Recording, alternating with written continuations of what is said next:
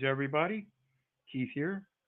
Hoping everybody's having a good day, enjoying life, living life, and loving life. Coming at you tonight, talk about some child abuse. Whose fault is it? We might have an open panel, depends on how it goes. But I'm going to be here for a little bit. I got a few videos we're going to review as it relates to that topic, child abuse, and whose fault is it. In the meantime, I want to remind everybody, please hit the like, share, and subscribe button. There is a PayPal link down there for anybody who wants to share some love. And let's get into it, because child abuse is a topic that will never go away.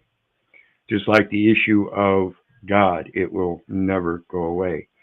And when it comes to these children, essentially, you moms and dads out there are the God or gods to these children. You are their hero. You are the ones they look up to. And when you dismiss that and put those obligatory responsibilities of parenthood onto somebody else in this modern society, it becomes a distraction. And it shows that possibly you are distracted from that very godliness. Again, this is the mammon world that we get distracted by, the materialistic, and it seems to supersede the spiritualistic. So we're going to take a look. We're going to start out with this one, which is West Virginia couple sentenced in historic child abuse case as adopted children testify. This is from WCHS Eyewitness News from 6 days ago. So it's relatively recent. And when I talk about those children, again, when we placate that somebody else can better take care of our children, or somebody else placates that they can take better care of our children, we end up with a system of foster care and adoption that seemingly is for the best interest of the children. But again, I'm urging people that if you understand the best interest of your children, it would only be because of you knowing the best interests of yourself. And when we fall victim to this mammon society, where we think it's in our best interest to follow the manual instead of the spiritual, we may seem to be misguided. And that's what I see. I came from a broken family, as many of us have. I've been through the foster care, and I was adopted. And I'm telling you, though I came from a broken family itself, the adoption and foster care system is not what you would consider a well-developed family either. And yet that's what they placate. It's in the best interest of the child to give them something better than their abusive, drunken, alcoholic father and their dismissive mother, and put them in a foster care system where they end up in situations even worse because it's hidden. It's not brought out into the open as a broken family. It's hidden because there are contracts involved now, and people have reputations on the line. I think it's disgusting that people give up their responsibility for their own children at any level. I think that's where it breaks. So let's listen to this, because this is atrocious. This is just over 6.5 minutes. We're going to speed it up. And let's listen to this. Both of you refused to accept responsibility throughout the trial and still here today, which makes my job a lot easier. And instead of apologizing today, because you never have said you're sorry, but what you did do was put on one of the most reprehensible, narcissistic defenses that I have ever seen in my years of trial work. And may God have mercy on. And that's the narcissism that I just pointed out when people placate that they can do something better. I think that's a narcissistic view. I think it's only natural that the natural parents take care of the natural children and do the best they can. I don't think there is a qualifying standard in nature. It is just do the best you can. On your souls, because this court will not. Please stand. Blistering words. Yes, may God have mercy on your souls, because I will not. And like I've said many times at the closing of all of my videos here lately, I let people know I love you, but I don't give a rat's ass whether you love me back. Because in the end, it's not up to me to judge you in any way. So I don't care if you hate me, and I don't care if you don't respect me. That's between you and God. What's between me and God is what I feel about you, and I don't need to express it to you other than to tell you I love you, and I don't care how you feel about me. From Judge Mary Claire Akers as Jeannie Whitefeather and Donald Lance were sentenced to decades in prison today, answering to their historic convictions last month of human trafficking and forced labor. Now, this was a case that stemmed from the October 2023 discovery of 2 teens locked in a shed in Sissonville and revealed years of abuse and neglect of 4 of their adopted Black children. Whitefeather was sentenced. I want you to know this happened in 2023, and it's just now coming out in the news as their trial ends. Why is it a system takes so long to come to the necessary qualifications of these court cases and their guilty verdicts and all of this, when the record itself is a large part of the problem? When you look at that record and you understand the language in it and you understand the laws, these foster care and adoptions are merely contracts. Like I said, they're under Title 4D contracts. And if you're not actually part of that contract, then you shouldn't be foster parents. You shouldn't be adopting children. You have to understand those contracts, and that's all they are. Like I said, I was adopted, but accordingly, that's merely a contract. So when I was, quote, adopted, and they, quote, changed that birthright familial name, that is unlawful. You cannot change my birthright because you have an interest in a contract and you placate through your narcissistic statehood parentage, that false patriarch, that you can somehow change that. No manual can change the spirituality of one's true legacy. To a maximum of 215 years for human trafficking, forced child labor, civil rights violations, and child abuse and neglect. Her husband, Lamb. Now, I want you to understand these people went through full adoption, and it is because of the actions that they took on those children that they charged them with trafficking, because that is not the intent. If you have an intent for the best interest of the child, then you damn well better stick to that intent. Was sentenced to 160 years max for similar charges. He was found not guilty on the civil rights violations and had fewer child abuse charges than Whitefeather. And this is one of those things, again, I love the people that adopted me. I love them with all of my heart. But there is something that is wrong in my eyes, in my soul, with them. When at 50 years of age, that mother comes up and tells me that the police are my authority. Where does that come from? Does that come from her living her entire life under a false contract, or under a contract to a false patriarch? I think so. I think that's the reality that I myself am facing today. I don't see too many people living in spirituality. They're living under a contract of a manual existence.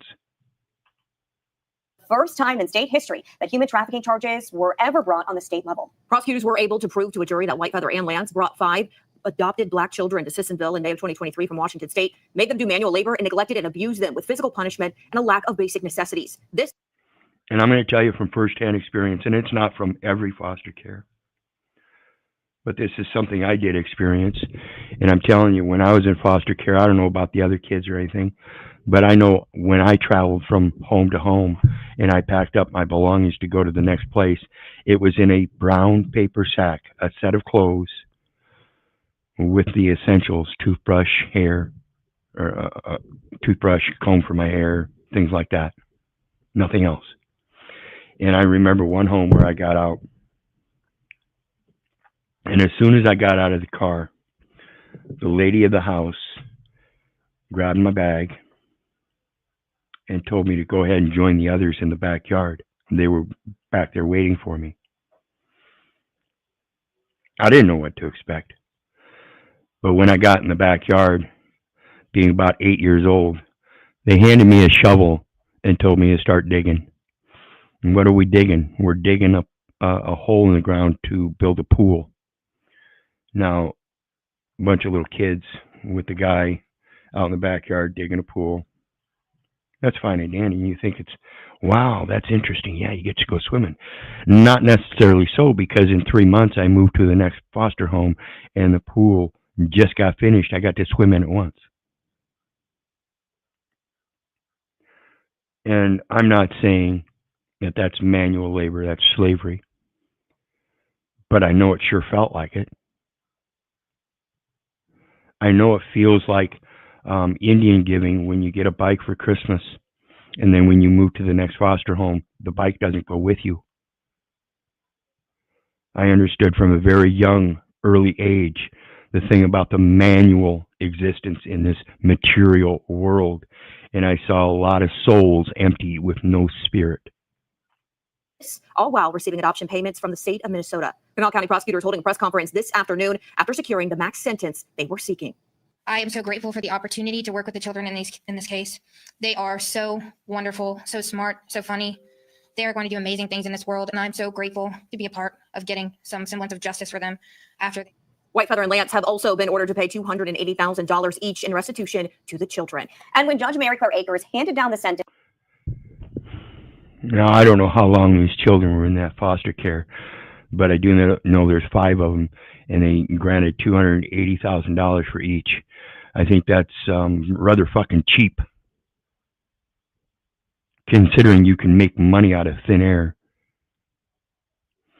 Not only is it cheap, but it does nothing, not one bit of good, if there is no education in it for people outside of the children. I'm sure the children learned a lot like I did. And I'm sure those children will grow up looking at the world totally different than most people. And that's the problem. Most people remain idiots to this kind of thing going on right in front of them. The neighbors. Your very neighbors. The people you play up to as being community leaders. Are they really community leaders if they can't even lead their own children? What about those children that grew up in those broken homes and they might have learned something, but they still get caught up in the manualistic stuff and become those community leaders? We need to do better in every aspect. And when that scripture says ye are gods, like I said at the beginning of the video, literally you are the gods to those children before they learn the concept of God. You are literally their hero, the only one in their life that they look up to. Why is that? It's because they depend on it, and we fail that dependency. Came with scathing remarks as she blasted Whitefeather and Lance for their treatment of the children and their inability to take responsibility. Yes, and Anna Saunders, she joins us live now. And Anna, I mean, you were in that courtroom. What was it like when she handed down that sentence? Well, Peyton, Gina, scathing is the right word for it. And it wasn't just Judge Akers who made her feelings known. The children victims in this case were there and faced Whitefeather and Lance. Once again, the oldest teen girl looked at Whitefeather and said, I want you to know that you are a monster. You brought these children to West Virginia, a place that I know is almost heaven, and you put them in hell. This court will now put you in yours. And may God have mercy on your souls, because this court will not. Please stand. After presiding over 3 weeks of their trial, Judge Mary Claire Akers did not hold back when she had her chance to address Jeannie Whitefeather and Donald Lance before handing down the maximum sentence possible on all of their 31 counts. But before she did that, the kids in this case, the 4 victims and even the 5th child who was considered the favorite, all gave impact statements, both spoken and by letter. And while they don't bear physical scars, it is exactly right what said and the state said, that they will bear the psychological scars of what was done to them by you, Jeannie Whitefeather. And that's why this pulls at my heartstrings so much, because that physical scar isn't there. I do have the physical scars, but to me, that's not there. I don't pay attention to them anymore. The psychological scar is why I behave the way I do today. It's why I'm so vehement and speak out so much about this. The insanity of people treating each other like pure animals. We're better than that. And you, Democrats, for the rest of their lives. The children who we did not film all detailed the years of abuse and labor and what impact it has had on them today, both psychologically and emotionally. The oldest teen girl even asked the judge if Whitefeather and Lance could be forced to stand with their hands on their heads throughout the hearing, similar to how Whitefeather and Lance would have the kids stand all day when they lived in Sissonville. The judge denied that. See, they're standing there and they're supposed to stand there with their hands on their heads all day. Nothing to do, but just imposed an imposition to position them in a certain way. This is what instills fear in people, and this is the psychological scar, that fear. When we listen to the rest of this video, you'll hear these kids say that. They're afraid of people because they now know the power of other people and the system that will allow them to get away with it for years. And then say, here's $280,000. What about those psychological scars? What are you going to do about those? What are you going to do about the children that grow up in the broken families and those psychological scars aren't paid attention to and they go on to destroy other families? And it's gross, disgusting, despicable, inhumane. Request, noting the irony that it would be considered cruel and unusual for her to ask the defendants to do that in court, even though it was done to the kids in their home. Judge Akers instead opted to... It would be cruel to dish out eye for an eye, tooth for a tooth. I find that part despicable. Eye for an eye, tooth for a tooth sounds to me like these people should stand there with their hands on their heads all day. That seems fair to me. Or am I the one that's psychologically off? To keep the pictures of them up as they spoke. They all said today that they're still afraid of what will happen to them if they upset someone. The kids all talked about how their lives are better now, but they will never be the same. At one point, the teen girl looked at Whitefeather and said, "You are the actual definition of a monster," and said that they were not just physically abused, but full out tortured. When given the chance to address the court, typically a time for apologies, Lance only said that he loved the children. Whitefeather said that she made mistakes, but never did anything to intentionally hurt them. Never did anything to intentionally hurt them. Really? Josh Jonio says, "Feed the system. Mental anguish is job security." That's part of the control mechanism. When you fall victim to believing the false patriarch and the authority delegated through that system, and you talk to somebody across the counter and they assert that they have authority over you, damn well better do what they say. Otherwise, their feelers are going to get on the phone and tell somebody else about their feelers so that they can get their feelers involved and come do their job and take you away.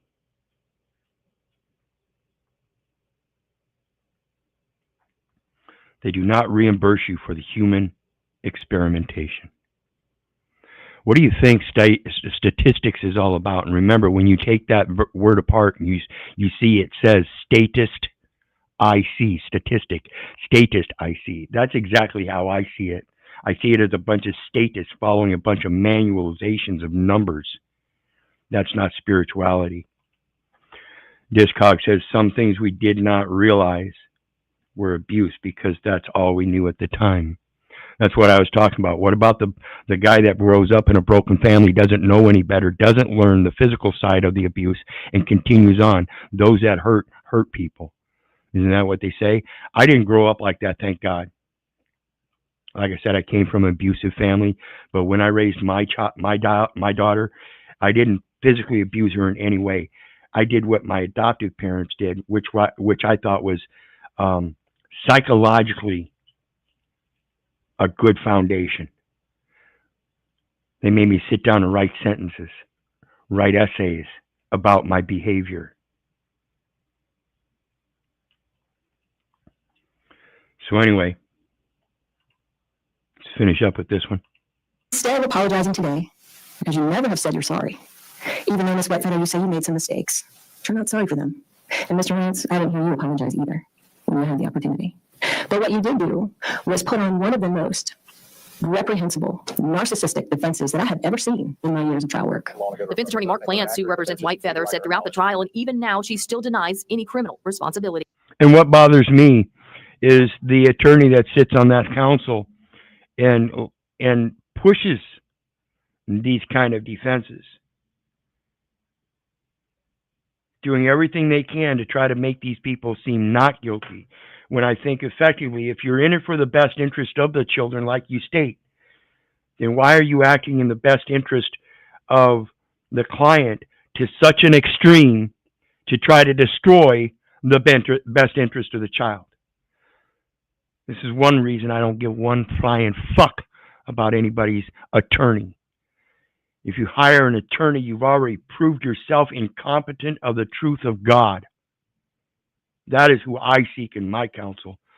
It says, trust no man. Why would I trust some other man to make a representation in one of those courts on my behalf?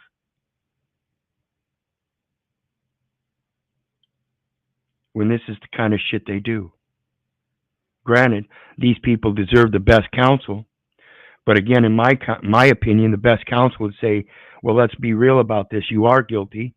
So let's make it as minimal as to the sentencing and conviction as possible by owning up to it and letting these people know you're ready right here and now to take the first step to change of being a broken person, a broken people, yourself, admitting you are the one that's broken. Where's that accountability? I don't see it.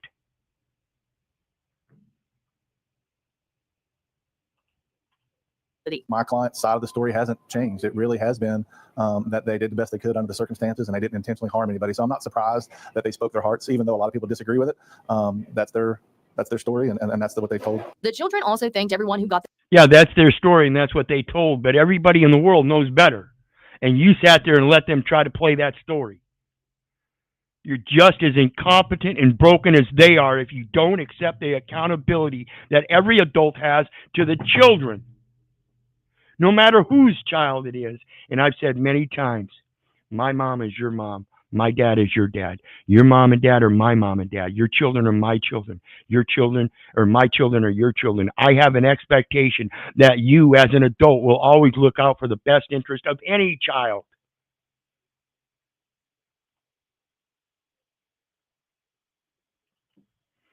And like I said, possible open panel. If anybody does want to come up, just let me know to drop the link and I'll drop it.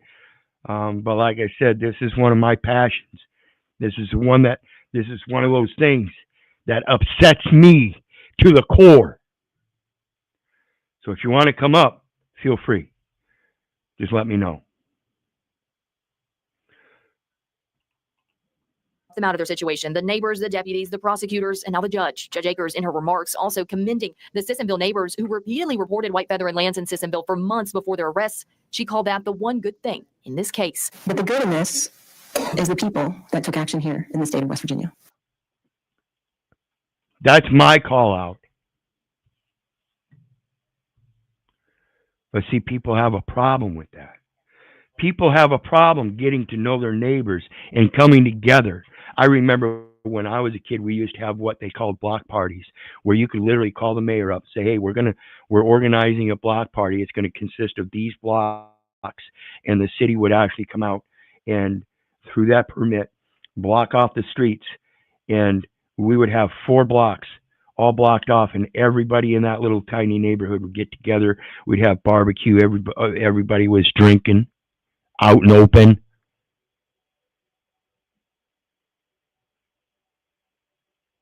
Why don't people do that anymore?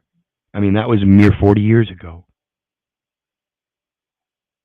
Things are changing quick, and you better fucking wake up to it. The good in this is that now these children are West Virginia's children and not your children. Now, both Whitefeather And I want that statement to ride with you. I want that statement to ride with you. These children are now the state's children. Really. That's the way they look at it from the day you're born, with all of that documentation. You are, in a legal concept, considered a ward of the state. This is because of those Title IV-D contracts through Social Security. That's in the Social Security Act. So you're not really working for the state. You're not really associated with the state except through that paperwork, because the state somehow, through a private hospital, provided you some kind of services. Is that qualifying for a lifelong contract? No. So everything's just an implication. And until you wake up to that and realize your own reality and your own spirituality and learn how to make your yay, you will never be able to teach the children that. You will dogmatically keep indoctrinating them just like you were indoctrinated to be a statistic.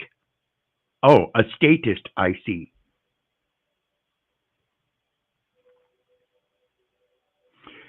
Josh Jonio says in REM, they aren't even seeing any of the in personam.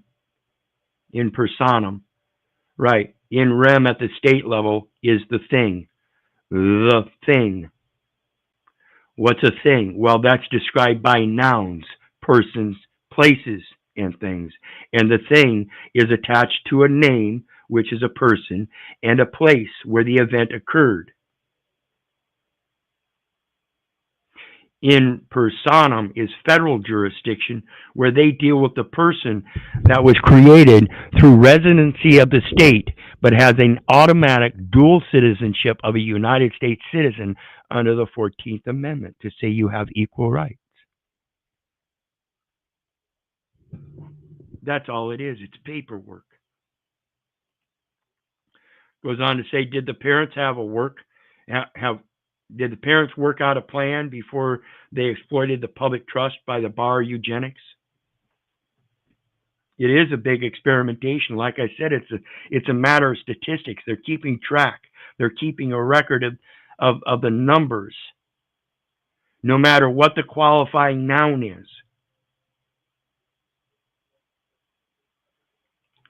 So let's get on to the next one. Another case.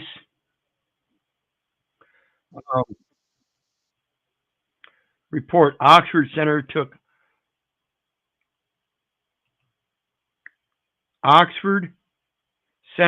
owner took pictures of child on fire. Now, the Oxford Center is a hyperbaric chamber center. They have hyperbaric chambers for people that have certain illnesses, and they put them in these chambers. Well, they had a child that they put in one of these chambers, and it went wrong. And instead of doing what was morally and ethically correct and proper, and actually stepping forward and doing something in an emergency situation, calling for emergency actions, the owner instead stood back and took pictures. These are the people that you hand your children over because to you it's so convenient. Is it so convenient for the children? Where is their hero? Where is their God? As you try to bring them up in a God, or in a world where there's supposedly some kind of God.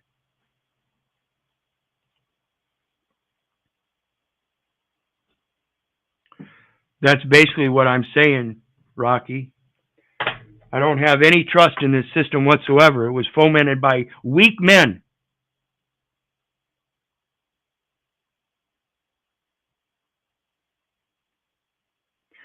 Rocky says CPS, or Child Protective Services, are the biggest kidnappers in child trafficking.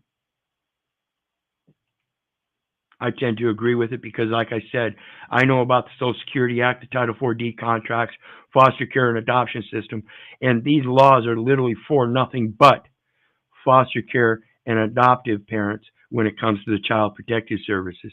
So if you're the biological parent of that child, it has no authority. They have no authority against the objection of either parent. Well, there's a bad term to use, parent. I am the biological daddy of my offspring, my heir apparent. That's where a parent comes from, heir apparent. That's the kind of apparent I am. So let's get into the next one. Well, also tonight, disturbing developments in that deadly hyperbaric chamber explosion in Troy, which killed a 5-year-old boy. Now, according to documents, the owner of the facility took pictures of the child while he was on fire. Awful. And that was followed. And this is from Fox 2 Detroit 12 days ago. So don't let any of this seem like it's old history. This still goes on today, every day. By some heinous texts. And Fox 2's Jessica Dupnack is joining us live in studio with more on this. And it's just really troubling all the way around, Jessica. And we both know that this scene was jarring for even the most seasoned first responders who responded back in January when this happened. That new digital evidence, text messages that came out in court from the owner, Tamala Peterson, seemingly mocking that little boy, questioning why he didn't do anything to put out the fire that engulfed him. Arrests on Monday were a really big first step. The owner of the Oxford Center, Tamala Peterson, and 3 employees arrested and charged this week. Peterson, now facing murder and manslaughter, gave Troy police a literal run for their money when they moved in for an arrest. She did run, which was our officers found a little odd. She did run, which our officers found a little odd. I find it heinous.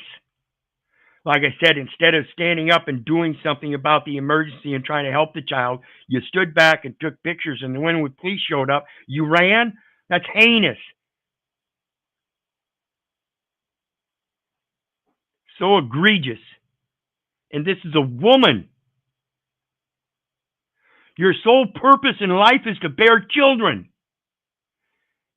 And somehow you seem to get off on watching children die before your eyes. That is sick. And you call me the one that's psychologically disturbed. They caught her a couple doors out and then seized her electronics, computer, and cell phone. She allegedly tried to wipe clean after 5-year-old Thomas Cooper died when the hyperbaric chamber he was in caught fire and exploded. In text messages that came out in court, Peterson seemingly mocked the helpless child, sending photos of him burning from security footage, saying, quote, "If my leg was on fire, I would at least try to hit it and put it out." He just laid there and did nothing. The loss.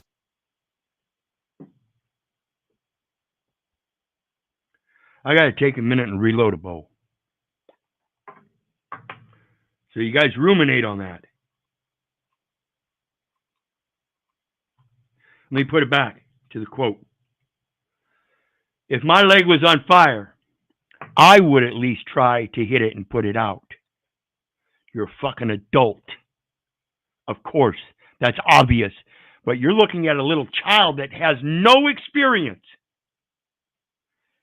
And in his eyes, you're the only adult around. You're his hero, and you failed him.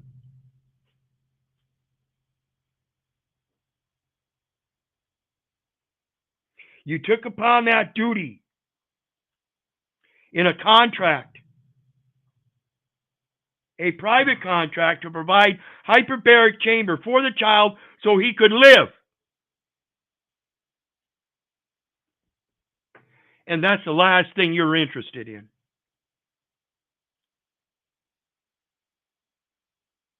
I don't know about you guys, but it's sick. And it disturbs me greatly that they call me the one that's psychologically not balanced. Nothing. The loss of a child is one of the most horrific things that any family can go through. That same forensic dump of her cell phone showed another string of messages where Peterson seems to want to cash in on the hyperbaric treatments. Someone asked her about treatments for erectile dysfunction, and she replied, quote, "Whatever gets bodies in those chambers, LOL." It's important to be very careful. Whatever gets bodies. Whatever gets bodies into those chambers. You better start listening to people and how they speak. They will tell you their intent. But of course, you'll have to learn some spirituality for that, wouldn't you? The treatment that you seek, the money that you spend, and do your research. 2 of those employees, Alita Moffitt and Gary Markin, bonded out already. The theory of prosecution. No way. No way. And Gary Markin bonded out already. Very careful in the treatment that you seek, the money that important to be very careful in the treatment that you seek, the money that you spend, and do your research. Important to be very careful in the treatment that you seek, the money that you spend, and do your research. Important to be very careful in the treatment that you seek, the money that you spend, and do your research. 2 of those employees, Alita Moffitt and Gary Markin. Don't believe me. Don't believe your neighbor. Don't believe your government. And don't believe your mother, for crying out loud. Do your research so you know. And so when I go through this immunotherapy up here at the cancer clinic, cancer-free now, of course, thank God, I let these people know that I do my research, and that when they tried telling me when they first found out I had cancer that they wanted to do radiation and chemo, I said no. I already done my research, and I know that whether you got to send me to Iowa City or someplace else, my medical directive as I order will be immunotherapy, so long as my body can take that. Lo and behold, when they did the tests, sure enough, I could get immunotherapy rather than chemo or radiation. And along with that, I let them know that I also did my research on their authority in these medical contracts, and I signed a sales agreement. I'm the other contracting party, not the state. So we both have to follow regulations. And according to the regulations, you're the one that carries the liability of public service, which is a public trust, and I'm the benefactor. My yay is my yay. Bonded out already. The theory of prosecutors is the crew fudged records on the machines to avoid spending on mandated maintenance, and a lack of ground wires caused the spark that led to the deadly explosion. Trying to get by cheap again, huh? See, life is cheap, folks, when it's somebody else's. It's $280,000 when it's somebody else's life. It's a fucking maintenance upgrade when it's somebody else's life. Sick. Defendants involved should have known that there, was a chance, a reasonable chance that we would see this kind of outcome. So Tamala Peterson ruled a flight risk in this situation, given a $2 million bond. She ran from police, and also, Taryn, you reported earlier this week she withdrew some currency. Well, she had some Iraqi currency, a Chinese visa. Her husband is a forensic accountant. There was fears that because this was a cash business, that there was stashing cash everywhere, and that's another reason why. But all of this was just so troubling. Anyway, unimaginable for a parent to deal with this, but yet. So when you start digging into the backgrounds like these people did, finding out they got all kinds of cash accounts and Chinese visas and stuff like that, yeah, you start wondering, she was headed to China, huh?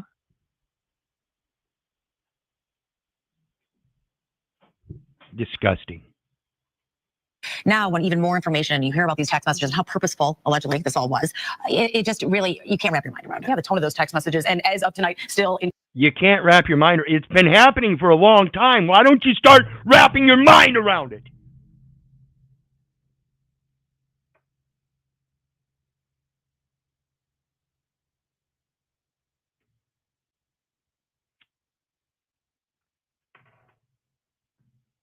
My apologies if I hurt your ears.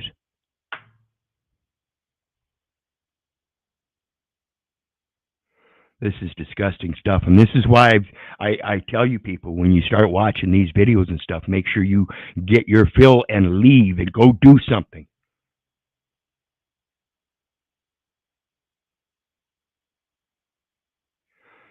It can change you inside.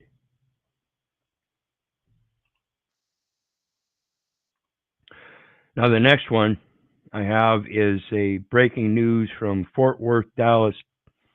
5 days ago, Fox 4, Dallas, Fort Worth. Millsap ISD superintendent, 2 teachers arrested after viral video showing autistic boys' alleged abuse.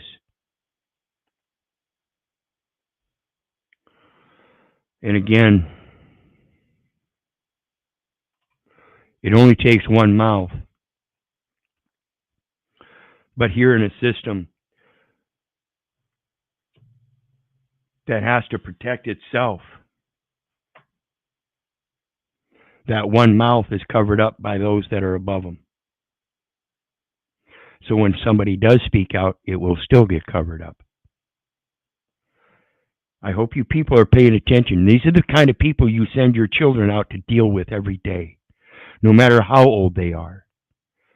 And I urge you to help them develop their spirituality so they can see this for themselves. so that they know when they're up against the abuse. They themselves have a voice.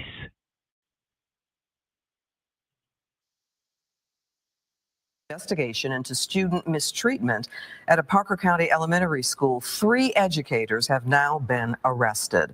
The investigation stems from this video showing a teacher and teacher's aide taunting and mistreating a 10-year-old boy inside a classroom. The investigation revealed an alleged pattern of abuse against multiple. I want you to pay attention to this boy here. This is a pattern of practice, and you can tell by body language. Watch. Watch as this boy walks up to her. She raises what's in her hand, looks like a little scoop of some sort. She raises it, and he automatically flinches. Don't tell me this is a one-off. This is a pattern of practice, and it's disgusting. Inside a classroom. The investigation revealed an alleged pattern of abuse against multiple special needs children. See, he flinched. He knew she was going to hit him with it. And tell me I'm the one that's psychologically off. And the fallout from this case just netted a 3rd arrest late tonight. So now she's hit him twice with it. And now he's standing back and still flinching. Does she also throw it at him? Fox 4's David Santandri live at the Parker County Sheriff's Office with the breaking details. David. Yeah, Clarice, we can now confirm that the Millsap ISD superintendent has also been charged for her alleged role in this ongoing investigation about these child abuse, again, allegations that we've been reporting on for just over a week now. It was at 9 o'clock just an hour ago. We reported that. And I want to say greetings to everybody in chat. I really appreciate your support. We have Rocky, Josh Junio, Dr. D. Head, Bear Jew, Austin Murphy. We had Caucasian in here, Discog, Sammy, Stinky. Appreciate everybody. Keep making the comments. Hit that like, share, and subscribe. And let me know if you want to join the panel. I will drop the panel link if you have an interest. But just know that this is one of my passions, so tread lightly. That the 2 educators charged related to the child abuse educations we've been reporting on were arrested today.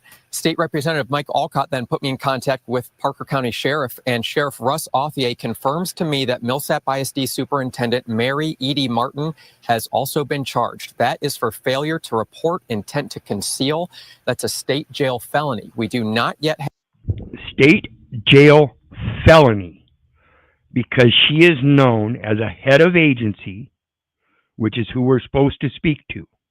And when a head of agency blatantly violates the law, that is a felony. That is a federal charge.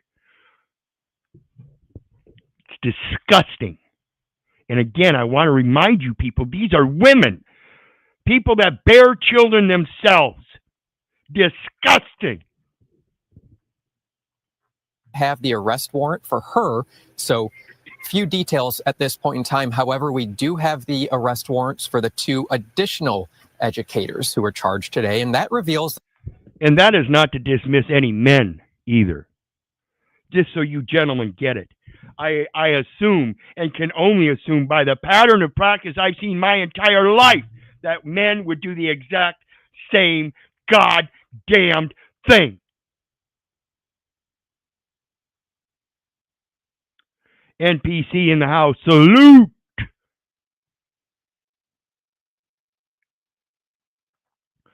Understand, NPC, I'm not bashing you at all. NPC happens to be a teacher, as I understand it. But I also understand that NPC uses his mind.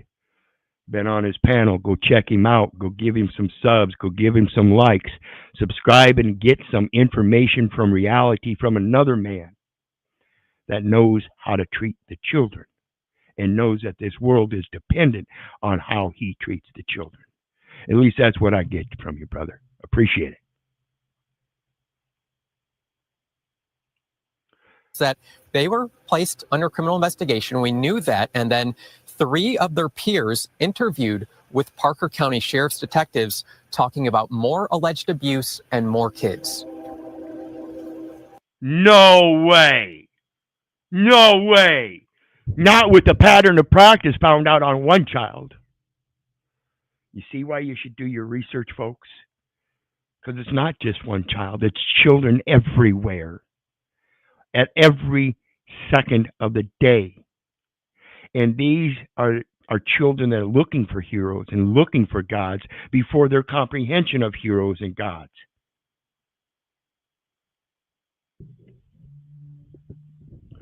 You saw the little Paul Jr. Segment here at the beginning of the video. That's why I do that. There's a guy named Philip Zimbardo. He's the one that did the Stanford Prison Project.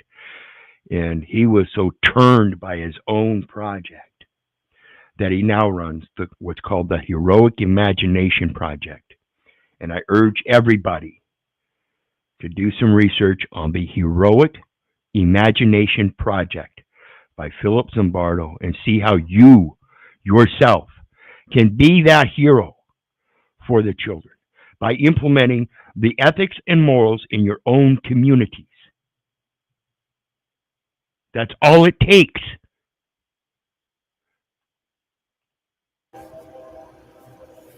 See, a lot of people talk about this thing, faith is dead without works.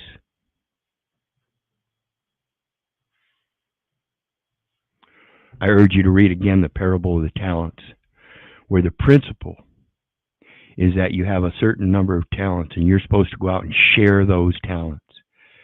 What's it mean to share those talents? It means to teach your talents to others. And they too, in equal exchange, will teach you their talents.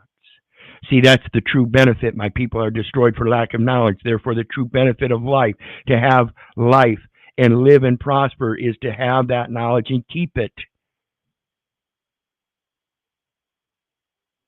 The true work is teaching. What do you think Jesus did? Do you think Jesus taught those people how to go out and cornrow their hair? Do you think he taught them how to plant corn in rows? Do you think he went out and taught them how to fish? No. He was telling the fishermen themselves that already knew how to fish to try new ways. Why are we set up in the old ways and still insisting that the old ways are the ways to do it? Because that's the way my daddy did it.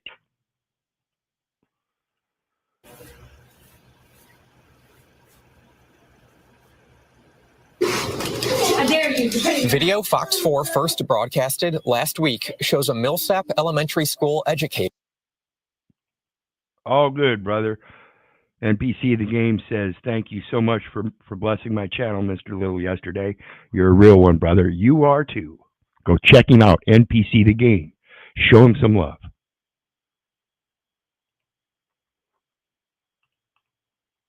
Slapping toward an autistic boy. Moments later, another educator yells at him. Look at this fat bitch sitting back in her chair with her leg up and not doing anything but yelling. Disgusting. You should get up and walk around that room and lose some of that weight. Excuse my offensiveness there, but I'm a little riled. According to the abilities of each man, one servant received 5 talents, the second had received 2, and the third received only 1. And when you go out and share those talents, you come back with more. But when you bury that talent and you don't express it, then you do nothing. See, that's your freedom of expression. See, the freedom of expression is your right of locomotion. Because when you put one foot down, you impress a footprint by pressing it into the earth. And when you pick that foot up and you move it another step, that is your freedom of expression in the physical form. Your freedom of expression in the tangible or the intangible form is through a tangible form of communication. Your words. Make them count. That is your accountability, and you must first coin your words or purse your lips.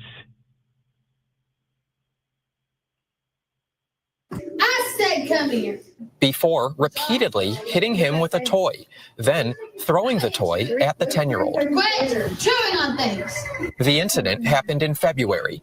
Alex Cornelius is the child. And it seems little. You really would think it's little, this incident here. But remember back at the first of the video, and it didn't actually show the woman hitting. And this is why she used the excuse that, oh, she was just feigning. But there's no way that arm went the way it did and didn't hit that child. And even if it didn't, look at the way the child responds. That's psychological abuse. Even if you don't physically touch him, you are psychologically affecting him and putting him in a state of fear. Sickening. In the video. I don't understand why anybody would want to do this to any child, let alone an autistic child or a special needs child. Millsap ISD says the educators involved are no longer employed by the district. Now, Fox 4 obtained arrest warrants for both educators regarding alleged crimes against Alex and 2 additional students. You got to have a really kind heart to be a special education teacher, and as we've all seen, some people just don't have it. According to the And so I can only imagine that the only reason they found out about the other 2 children was internally through viewing the videos on the prosecution side, where the prosecution demanded discovery and pulled all the videos of these teachers so they could possibly find these other students that they were abusing. So it wasn't anybody's kind heartstrings that came up. It was somebody diligently doing their job as a prosecutor under a contract again.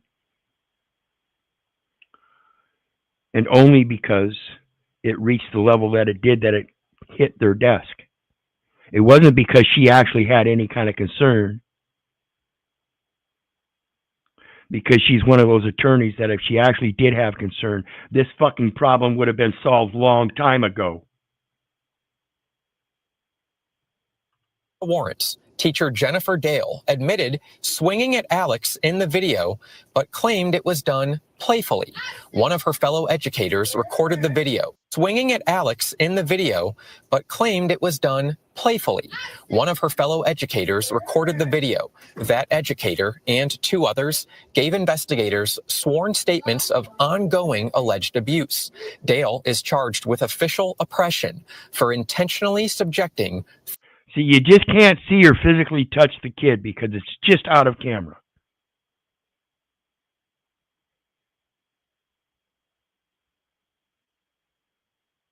It's too bad. 3 known child victims to mocking, mistreating, and tormenting. Paraprofessional Paxton Bean, seen in the video, is also charged with official oppression and has a felony charge of injury to a disabled child with intention. An arrest. Absolutely, I agree with that. With intention. Again, the pattern of practice showing that she intended to do it. She's done it many times before. That is a pattern of practice developing that standard of intent. Absolutely agree. Dr. D-Head says, no, it's not little. Personal conduct is everything, particularly body language, especially in regards to kids with special needs. And that's the thing. A lot of people don't understand body language. They think we need this verbal and literal communication, and that's not so. I've said many times, children are the most intuitive when they're children, and we as adults don't pay attention to that. That's our problem. If we could sit back, like the scripture says, and go back to being a child ourselves and just start listening to their intuition, we might learn things that we've already missed. We've got to quit this Dunning-Kruger narcissistic, I know better because I'm the adult thing. You would be surprised at what children can bring to the table.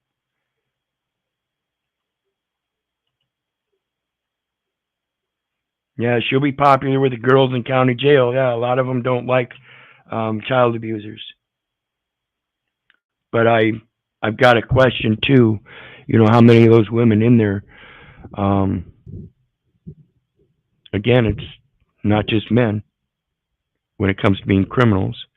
And that kind of plays in part with that thing about intent and your spirituality.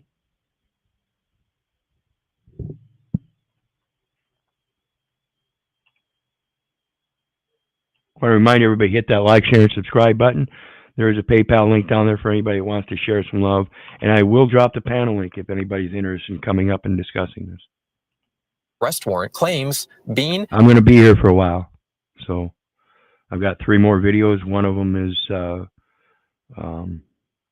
what is it? It's a half hour long that I want to look at about a woman that held her son captive for 20 years. Strange situation in case you haven't heard it. And this is on the coming in of April, which is Child Abuse Month, Child Abuse Prevention Month.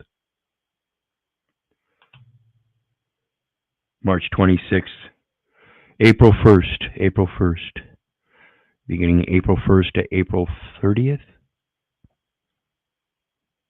Yeah, April 30th. Child Abuse Prevention Month. Took an unnamed special needs child into a calm down room on January 16th. The child returned with a bloody nose. Bean told other educators the child had run into a wall. In a forensic interview, however, the child said Bean punched him. I never expected any of this. As for Cornelius's son, arrest warrants claim abuse was common. Alex regularly subjected to extensive timeouts, inappropriate comments about his private was common. It was common. Again, that pattern of practice. And it wasn't just common that the woman slapped him upside the head or the other gal threw a toy at him. But as we listen on. Parts and taunting. On one occasion, of timeouts. Inappropriate regularly subjected to extensive timeouts. Inappropriate comments about his private parts and taunting. On one regularly subjected to extensive timeouts. Inappropriate comments about his private parts and taunting. Regularly subjected to extensive timeouts. Inappropriate comments about his private parts and taunting. Now, why are teachers, again, this is one of those sick psychological games that are played. Why are teachers mentioning a child's private parts?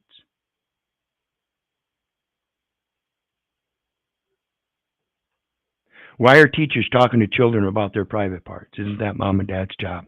I urge you parents to understand what's going on here, and you're the ones doing it. When I titled this child abuse, whose fault is it? It's yours. It's not the damn teacher's fault. Get that in your head. You're the one that let your child go there without doing your research and knowing.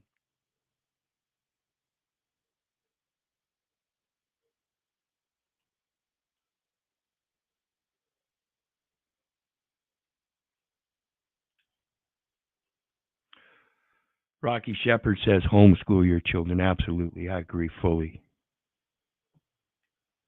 Like I said earlier, Rocky, these children look up to us as their heroes, their gods, and we damn well better do that. We did the same thing when we were growing up. We looked up to our parents as our heroes and our gods.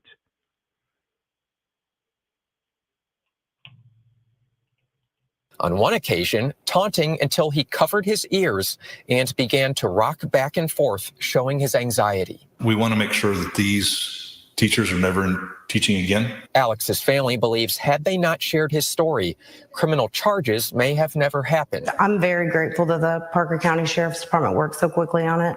But we did not expect it to be this fast.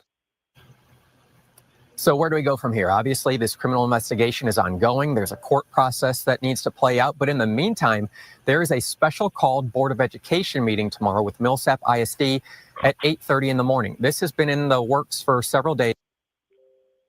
See, and this is one of those things, like I said earlier, when it comes to the prosecution and knowing that this kind of stuff happens and it should have been stopped a long time ago, one of the things that we should have most certainly is, of course, that video But the problem is we don't have anybody going through and skimming through the videos to see if there's any events happening that should be red flagged.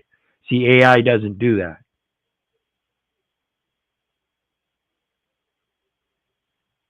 That's something people have to do. And nobody wants to sit down and skim through videos just to see if somebody's possibly abusing children. There's so many of them to look through, and it's so many children. Absolutely. Homeschool your children then. Cuts down on all that. It helps sustain the state's budget and yours. So even before these criminal charges were made, on the agenda for tomorrow's special board meeting, it says it will deliberate matters related to personnel, including the superintendent, the elementary school principal, and the assistant principal. There's also an agenda item that says, quote, consider superintendent separation agreement. Again, that meeting tomorrow morning. So yeah, they're considering getting rid of the superintendent. I think it's highly likely, considering she's got felony charges because she violated state laws, right? So let's take a look at the next one. And again, I want to remind everybody, please hit that like, share, and subscribe button. There's a PayPal link down below for anybody who wants to share some love. And I will drop the panel link if anybody wants to come up. In the meantime, I've got to take a short break. So I'm going to run this.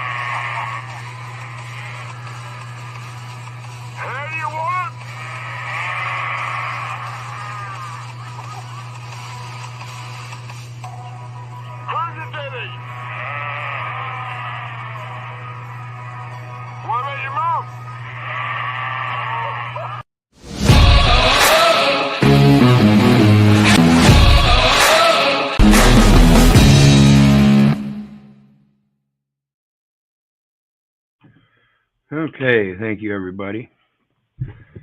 Again, appreciate everybody's support.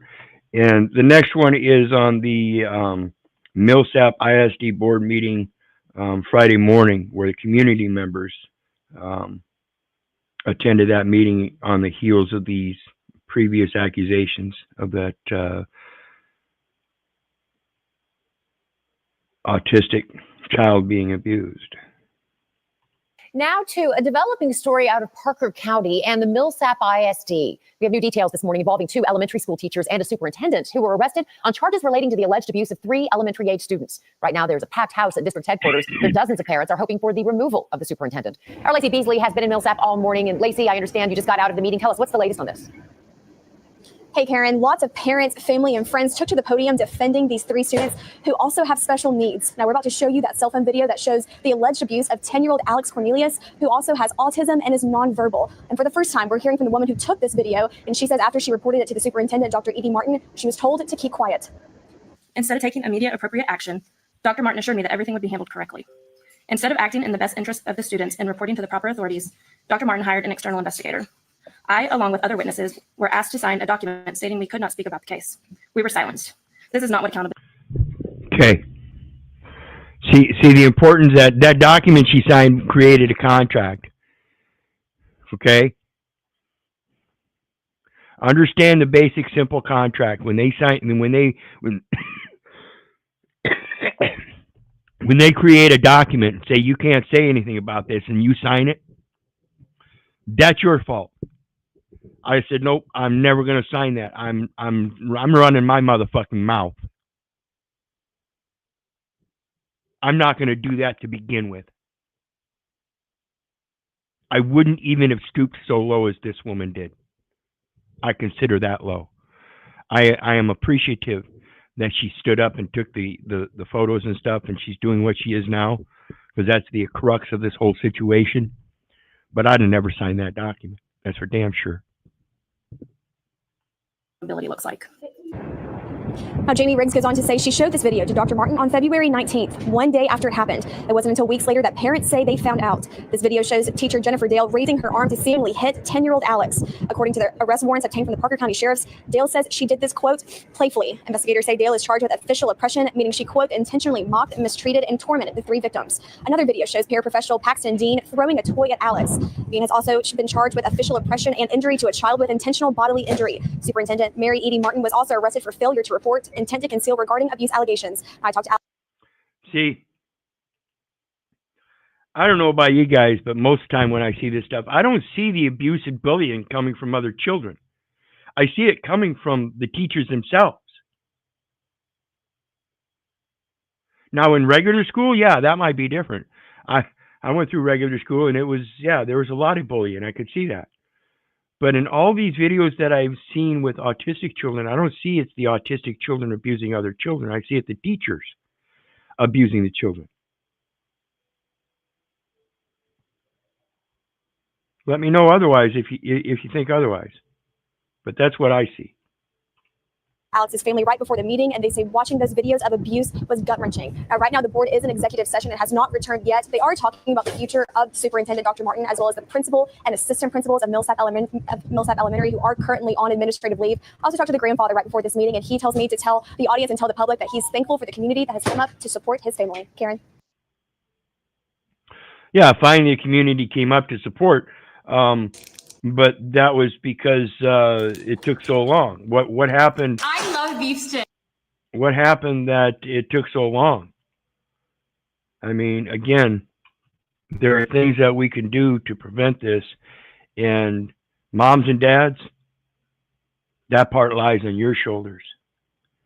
When you start handing your children over to other adults and those adults abuse them, it's because you allowed it first. You didn't do your research and know these people well enough. Didn't know their history. If I'm going to hand my child over, I want to know that videos have been recorded of their activities throughout the day, and that reviews can be made of them publicly. I mean, they are operating in a public forums. Therefore, those would be parts of the public record, right? That's why they have those videos. So I would request a review of videos so I could see, you know, at least a certain timeline in recent history that would show me that they're conducting themselves by body language accordingly, as well as by their other adult behaviors. I would be able to discern for myself whether I would trust that being with my child, heir apparent. So this next one, it says, man escapes alleged 20 years of captivity using hand sanitizer and printer paper. This is from 12 days ago. Excuse me, got the hiccups. 12 days ago. It's from CNN News. And this is just a 9-minute video. The same story as the next one we're going to view, which is a half hour long. It's got some more details that we're going to look at, but this is going to give us a basic rundown of what's going on with the man captivity for 20 years by his own mom. It happens to be stepmom, but still, she's got 2 other biological children in the home.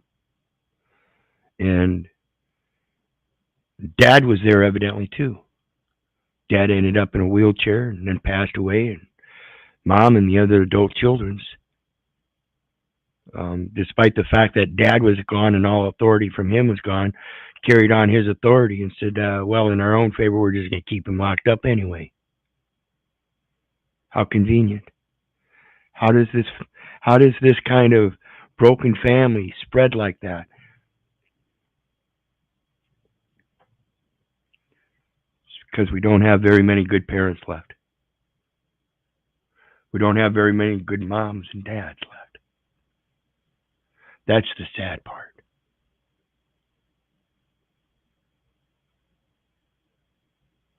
My own mom, adoptive mom, my real mom didn't really give a shit about me. Disassociated. My dad was alcoholic. So when dad couldn't maintain the marriage and got divorced, mom didn't want us, so she gave us up for adoption.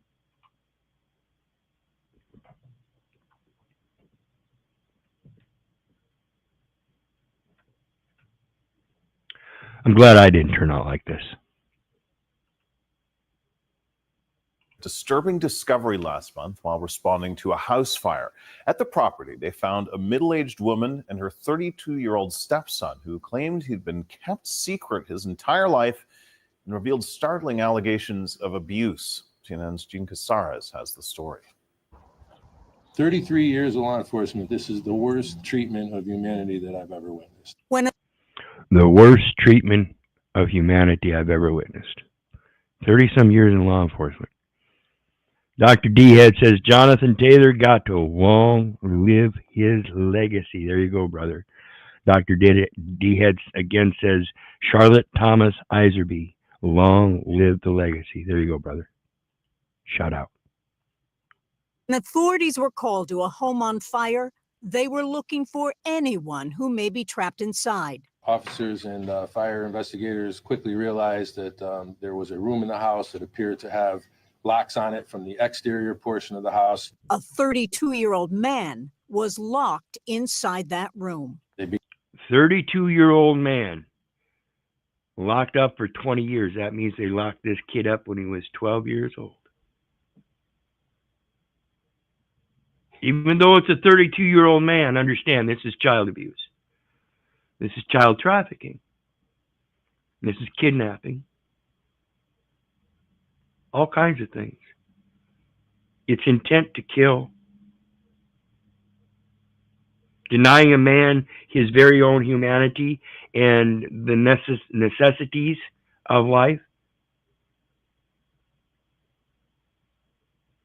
That's the torture part. But it comes with intent to kill, in my opinion. Began to speak to the male victim, who disclosed that he was being held captive in the house for an extended period of time. The man was treated for smoke inhalation, and police say he admitted to setting the fire to gain his freedom.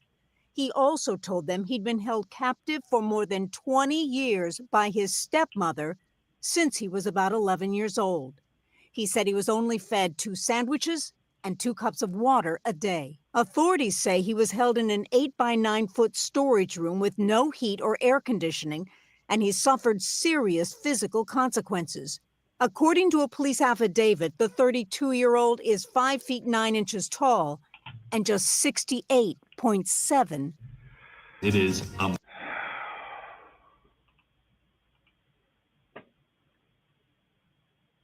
You guys hear that? Of physical therapy. And just 68.7 pounds. 68.7 pounds. And just 68.7 pounds. There's a lot of... I'm trying to imagine that. I'm trying to imagine that as a 5'7" man that currently weighs 135 pounds. And when I was at my worst, like I said, I was diagnosed with lung cancer, and I was down to 105 pounds. I was stick and bone. I can't imagine 68.7 pounds. And that's a 32-year-old man, 5'9", average height and build. He should weigh about 168 pounds, 175, somewhere in there, I think.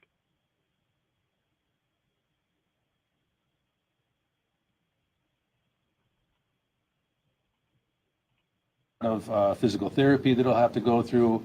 There's a lot of healing that he'll have to go through. According to law enforcement, authorities went to the home twice in April of 2000. See, we think about the psychological abuse, but we oftentimes think that the physical abuse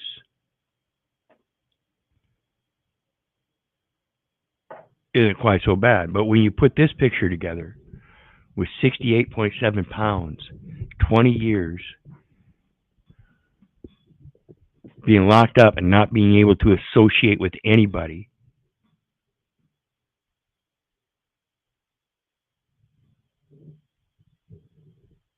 can you put yourself in that guy's shoes? I can't. I don't understand 68.7 pounds.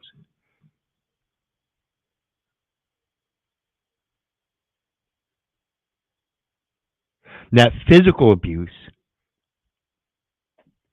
has a deep psychological effect on me. Why doesn't it have that same effect on others? That's my issue. Yet I'm the one that's supposedly psychologically off.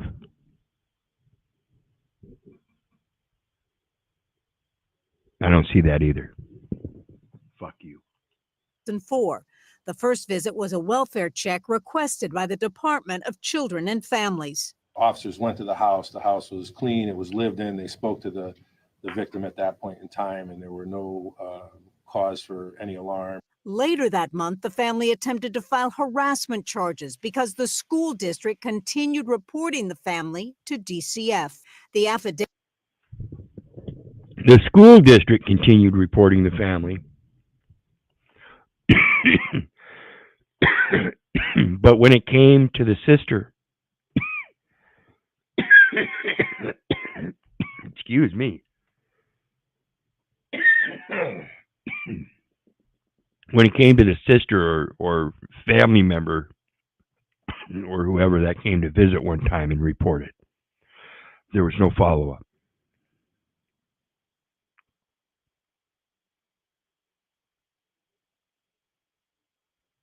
There was no follow-up.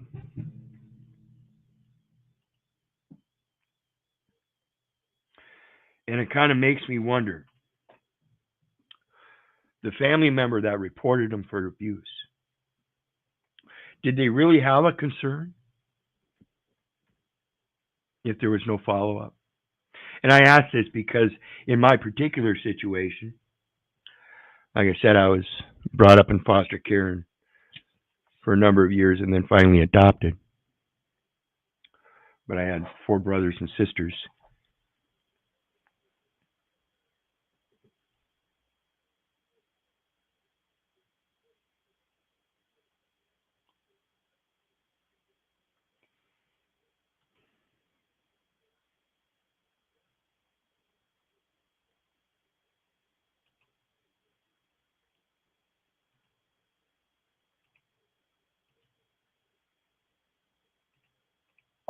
Later that month, the family attempted to file harassment charges because the school district continued reporting the family to DCF. And so when that family member, who supposedly had the best interest of the child at their mind or in their heart or whatever, and didn't do follow-up. I had 4 brothers and sisters. My dad had 13 brothers and sisters. My mom had like 10 or 11, I think. In families that are so large, why would you have a foster care system? Why would you use a foster care system? Wouldn't you think that in all of those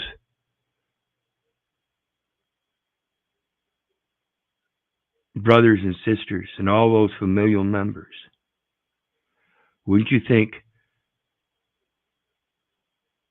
someone or some of them, being there were 5 of us, I wouldn't expect maybe one family to take on all 5, but maybe 5 brothers or 5 sisters or a combination thereof take in all 5 of them so they keep them in the family? Why is it all of these families lose their spirituality to a manuality?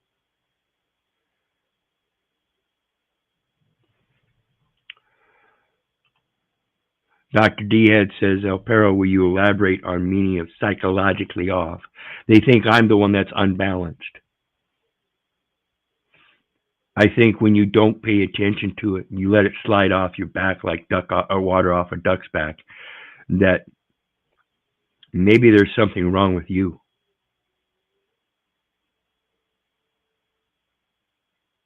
When you see the guy bullying the other guy, obvious height difference, size difference, one's drunk and the other one's trying to just get by, and the big old drunk bully wants to bully the little guy trying to get through.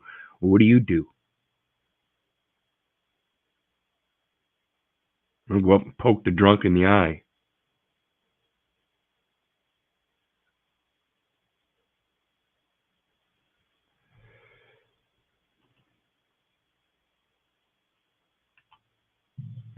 Decades of constant propaganda encouraging people to abandon their children to the state. No, this is eons. This is eons where it's better to live in the king's palace as a servant to the king than on mom and dad's plantation where you got to sweat like a peasant all day long to make goods and products in contract for the king. False patriarch's been around for a long time. So let's get back to it.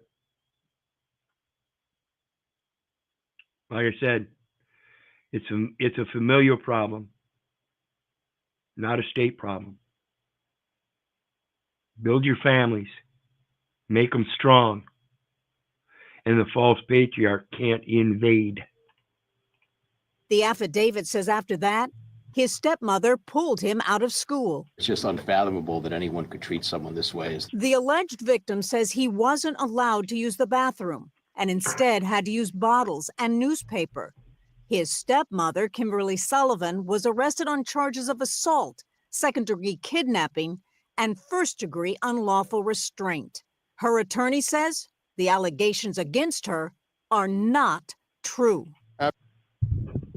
Again, look at this attorney. And you'll hear the details later on that'll help you fill this in. As this woman stands here and pleads innocent, and the attorney says, yeah, her story is totally true. Nothing this man is saying is true. His characters, I mean, look at him. This is what they use. I mean, look at him. He's not even psychologically developed. I mean, he doesn't take care of himself. Look at him. He doesn't take care of himself.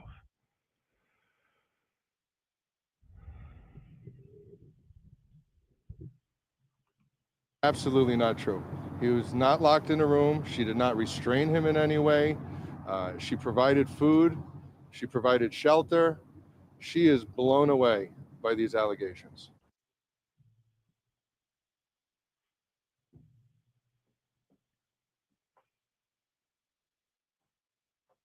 She denies everything and says she's blown away.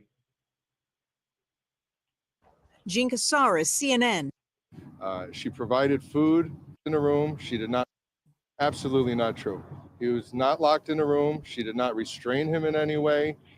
She provided food. She provided shelter. She is blown away by these allegations. Jean. Absolutely not true. Absolutely not true. Absolutely not true. He was not locked in a room. She did not restrain him in any way. She provided food. She provided shelter. She is blown away by these allegations. I want to remind everybody, hit that like, share, and subscribe button.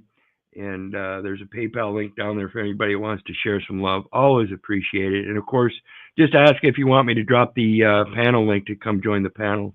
I have no problem with it. Just know that this is why I do what I do. So tread carefully. Jean Casares, CNN, New York. 32 years old, just 68 pounds, and 20 years in captivity, allegedly. An emaciated Connecticut man's physical appearance so horrifying and shocking that his uncle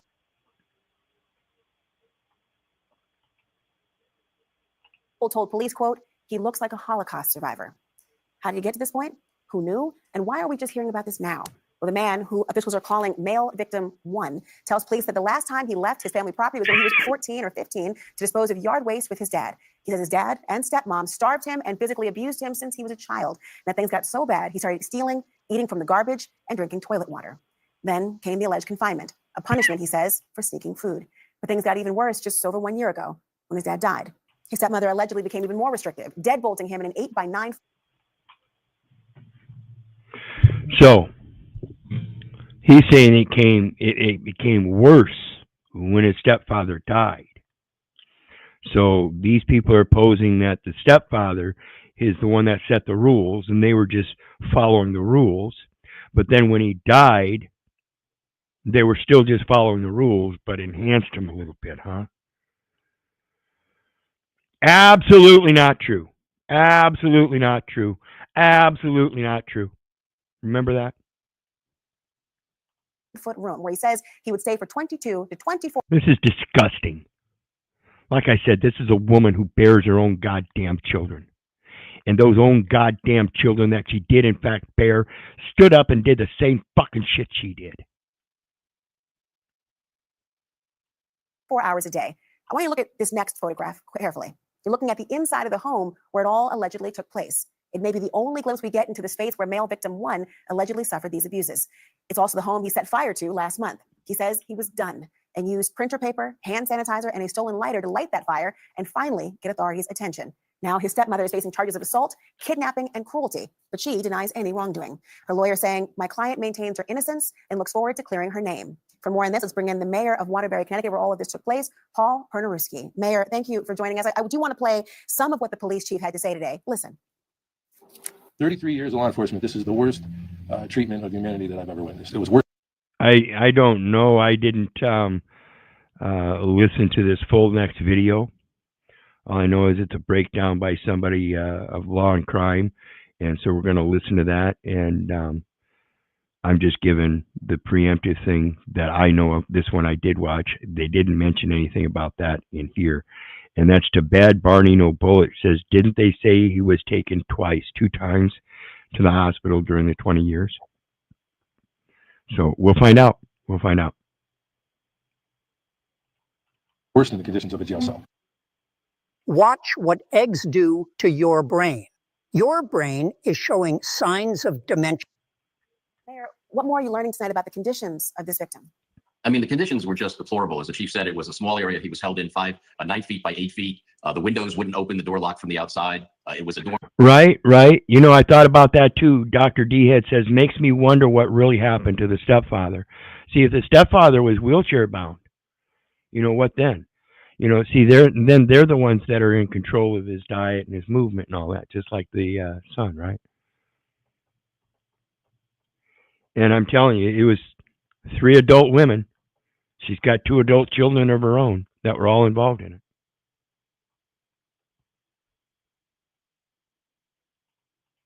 Former room, the ceiling sloped down, so there's issues around that. He was allowed out for about between 2 hours or 15 minutes in that range once a day. Was fed 2 bottles of water and 2 sandwiches a day. That's all he had. He had to rig a makeshift way to drain the urine out of the bottles that he had in the room while he was back there. at you, brother. It's unfathomable to think of what he went through. And this is somebody who's 32 years old now. I mean, the arrest warrant in that he alleges that he was held captive in that house since he was 11. But he remembers the abuse going back to when he was just 3 years old. I mean, how were they able to possibly hide this alleged abuse for so many years? Well, you know, he was withdrawn from school when he was going into 4th grade, when he was about 11 years old. He was homeschooled, and there's really no connection between the city or the state and families that are being homeschooled here in Connecticut. There was a lot of psychological and, other intimidation that went on with him. When people came to the house, he was told to be quiet. They rarely had any visitors. And I think over time, his stepmother was telling him that, if he behaved himself, she would try to let him out more. So she kind of was able to control him that way as well. From the time he was 11, he doesn't remember ever leaving the house. See, and that's that, having that physical control and that psychological manipulation. So it's both physical and mental abuse. Physically kidnapping and psychologically deranging another being. Not allowing them proper education and proper socialization with other people. I can't imagine the struggle this man's going to have learning to associate with people that do have a spirit, that are full of righteousness and do have a soul to express that spiritualness. I wonder if he's not going to flinch when people make an offer of helping him. Except for one incident when he was about 12 years old, when he accompanied his father to the dump to dispose of some leaves. But the rest of the time he was locked in that room, except for, about 2 hours a day, sometimes only 15 minutes a day did he get out. I can't even contemplate this level of cruelty I know, it's that hard you're to believe. describing. It's thinking about, I have elementary school students, children myself, and the idea of all the many steps that must have failed this person. I mean, the victim's former elementary school principal is speaking out, saying that the school notified the Department of Children and Family Services on several occasions. Listen. We knew it. We reported it. Not a damn thing was done. That's the tragedy of the whole thing. Everyone really was concerned with this child since he was 5 years old. You knew something was wrong. It was grossly wrong. Sorry, we couldn't do more because you went through more than any of us ever will go through in our lives. So when I mentioned in the earlier videos about the prosecutor and knowing that this stuff goes on and not having a solution for it, not only do they have other implementations, like if the mom and dad are hiding it, the school can interact. They ignored the school. How does this happen? How do these children get so overlooked that this shit can go on for 20 years like this? Not only did the school get involved, the family got involved. CPS got involved in both situations. It still went nowhere. Where is the moral and ethical competence to stand up and follow through in the best interest of the children, regardless of your fucking statist jobs?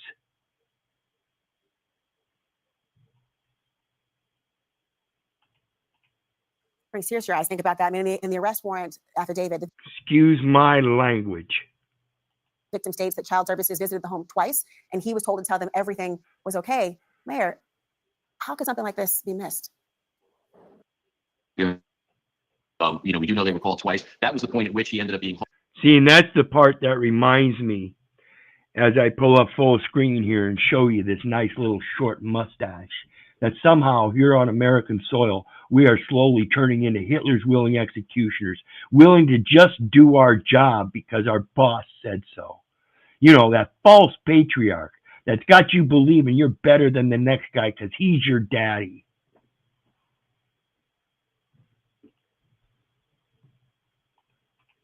Homeschooled. So that's when he withdrew from the system. There was no more connection with him. At one point, shortly after he was homeschooled, we do know that some of his former classmates were concerned because they didn't see him any longer. They called DCF. They contacted the Waterbury Police Department. We sent an officer out to visit the home. He talked to the child, and he came back and reported that everything was okay. And then after that, it just sort of fell through the cracks or fell out of the anyone's notice at that point and continued on. So I do think that we've made some strides in the last 20 years for reporting requirements and things where people would notice these things. And I think anyone who knows or is concerned something's going on ought to feel comfortable in reporting it. It's better to report something and have it turn out not to be true than to allow something like this to go on for 20 years because you're not sure what to do about it. So true. Just imagine the lives that you could. These things. And, I think anyone who knows or is concerned something's going on ought to, feel comfortable in reporting it. It's better to report something and have it turn out not to be true than to allow something like this to go on for 20 years because you're environments and things where people would notice these things. And, I think anyone who knows or is concerned something's going on ought to, feel comfortable in reporting it. It's better to report something and have it turn out not to be true than to allow something like this to go on for 20 years because you're not sure what to do about it. People would notice these things. And, I think anyone who knows or is concerned something's going on ought to, feel comfortable in reporting it. It's better to report something and have it turn out not to be true than to allow something like this to go on for 20 years because you're not sure what to do about it. So true. Just. And so I support that as it relates to making sure that the facts are true. Don't go around making false statements in hopes that you can help a child because you don't like the person watching the child. Don't go making false accusations that the teacher abused your child. Don't go making false accusations that your estranged father of the child did something to the child or is abusing them or neglecting them. Or don't go doing that. Make damn good sure it is in the best interest of the child. Hey, Bad Barney, come on up and join the panel if you want, or at least just drop that link so I can go over that. I'd appreciate it. That's in regards to, let's see here. What was it? He said, then they say he was taken to the hospital twice during the 20 years. And then he comes back and he says he went to the hospital twice in April of 2020, or excuse me, 2004.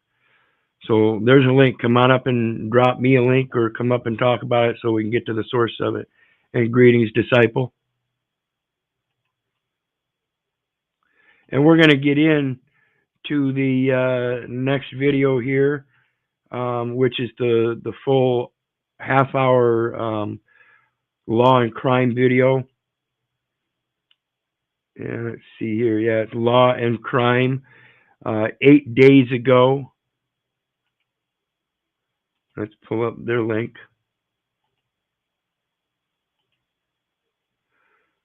So go over to Law and Crime and give them a sub.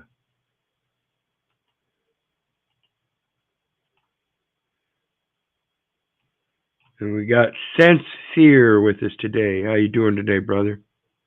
Hey, what do you know? I couldn't get this changed. This is bad for me. Yep. I kind of figured that. So do you have a link you can put in the back chat, or you can put to the screen share? It was on your video, the one that you were showing of the guy that was the previous video I just did. Yeah, it's right after the sheriff talks first, I think, or I couldn't get a timestamp on it because it's a live. It was like 1 hour and 31 something in there on that video that the sheriff says that they did a welfare check and took him to the hospital and didn't have any concerns. In 2004, they did. They took him to the hospital twice. Okay. Well, I have to review that video, and if that's what they said, then that's what they said. Certainly would like to follow up on that for sure, and get the information on why they said he was in good condition, because I can't imagine in 2004. Well, 2004 was 21 years ago. Yeah, that would have been right when it first started. So yeah, I can see, but and again, I think in this one here, it even tells us that the welfare check wasn't necessarily that they took him to the hospital. I think it was just a welfare check where the worker went to the house to do the welfare check, and they were denied. Okay. Well, I would just go about what the reporter said. She said they had taken him twice, once in 2004, and then it stopped. You were talking, and then when it come back on, it didn't give the other date. So yeah, you might check it. It was just when I saw that, I was listening to it, doing other things, and I thought, well, wait, they said they took him to the hospital before, and the sheriff, and didn't have any concerns. And I thought, which I don't trust them anyway, but. Well, I'll have to listen to it again because I didn't hear the word hospital. That's my take on it. Right. If you heard word if you heard that they took him to the hospital, I would certainly question that. But again, April 2004, that would have been at the very beginning when they were having the issues with taking him out of school and everything. Right. And that would have been, and then the other one, I don't know when it was. It just says that in that 20-year period that they had taken him to the hospital twice. And it may, it threw a red flag. Well, why didn't the sheriff notice something in the house? Yeah. And see, right. See, that's why I want to go back, because again, if that was back in the beginning and Dad was fully capable and everything, he was taking him to the dump and stuff. Dad was active. Maybe the house was clean and everything, so it didn't look like it does now, 20 years later. See what I'm saying? So over time, things slowly change, and people don't notice that slow change. And particularly if you're a neighbor from the outside, they might still have the yard up kept, but inside the house it just slowly ran down and shit. And as you'll see, it doesn't look too hospitable a place inside. Oh yeah, I wouldn't want to be there. She might. Who else is in the house? Who else is in here? My stepson is in here. She might be acting like she allegedly cares in the slightest about her stepson in this body cam video. But this woman is accused of a crime that not even veteran law enforcement can comprehend. 33 years of law enforcement. This is the worst treatment of humanity that I've ever witnessed. She allegedly kept her stepson trapped inside this home for 20 years. When rescued, he weighed just under 70 pounds and was 32 years old. Now she is under arrest, and there are major questions about the failures that would allow this to happen. We're on the case presented by Law and Crime. And as I mentioned before, it is plural. The failures, a multitude of them amongst a multitude of people,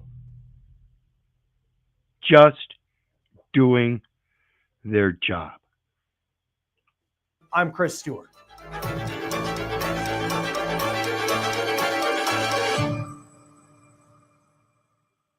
It is hard to come to grips with what police say happened inside this home.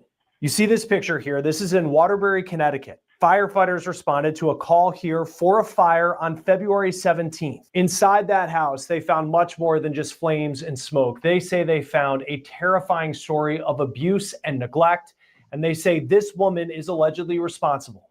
This is Kimberly Sullivan. Here she is in custody. Police say that she held her stepson captive for 2 decades inside that home. Police say the man was kept in his room for 22 to 24 hours a day. Before I get into any more of the disturbing details of what allegedly happened in this home, let me lay out the timeline of the night that authorities responded to this fire. Let's begin. And this is, it says technically it's law crime on the case. And I think this guy does a good job. He goes through it, and I tend to agree with most of what he's said in a lot of his other videos I've watched. With the 911 call that we just received. Oh my God. 911. It's 2 Blake Street. What's the address? Please hurry. It's 2 Blake Street. There's a fire. Okay. Oh my God. There's a fire. I'm trying to. Ma'am, what's 2 Blake Street? The TV. I don't know. My son, his stepson is in his room, and I don't know, he did something with the TV. I was sleeping. I fell asleep. See flames or smoke? Yes, come on, Steph, come on. Okay, can you get... Yes, we need an ambulance, please. Okay. Please, we need an ambulance. Ma'am, all right, you said something's on fire, and now you need an ambulance. What's going on there? Yes, his room, the TV in his room. Did he get injured? Is he on fire? Yes, he's injured. Please send the ambulance. Ma'am, I'm going to send the ambulance. I need to know what's going on and why they're going down there. Where is he injured? I don't know. He's kind of, I don't know. I don't know. He's kind of passed out. He's out of it. Please. Thick mucus making it impossible to breathe. Yeah, he's out of it. Please, please. Warning signs of something potential. You put him out of it. Okay, what's your phone number just in case we need to give you a call back? Please. Okay, is the fire out, ma'am? No, it's not. Please. The insanity that has to go through a man's mind to decide to set his room on fire in order to get attention, knowing that he might die trying to get that attention. This man was at his end. The intent to was kill. In my opinion, strongly. I understand, ma'am. I'm trying to get information on what's going on there. Oh my God, it's like all the power in the house is out. I don't know if it's Lou or you. Okay, ma'am, just get out of the house, okay? I'm trying. The denial of life's essentials is an intent to kill. Again, in my opinion only, of course, whether you like it or not. Yes, I'm going to call my daughter. Oh my God. Here's the newly released body cam video of what authorities found when they arrived.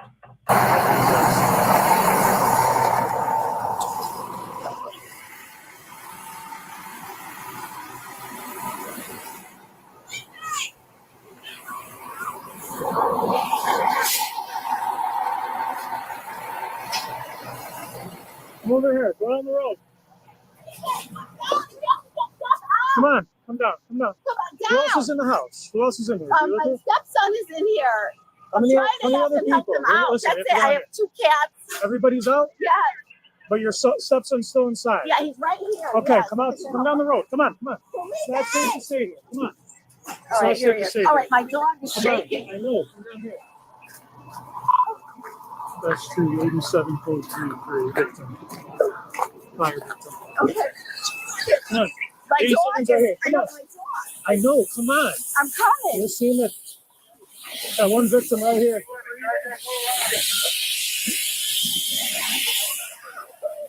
Who's the two over here?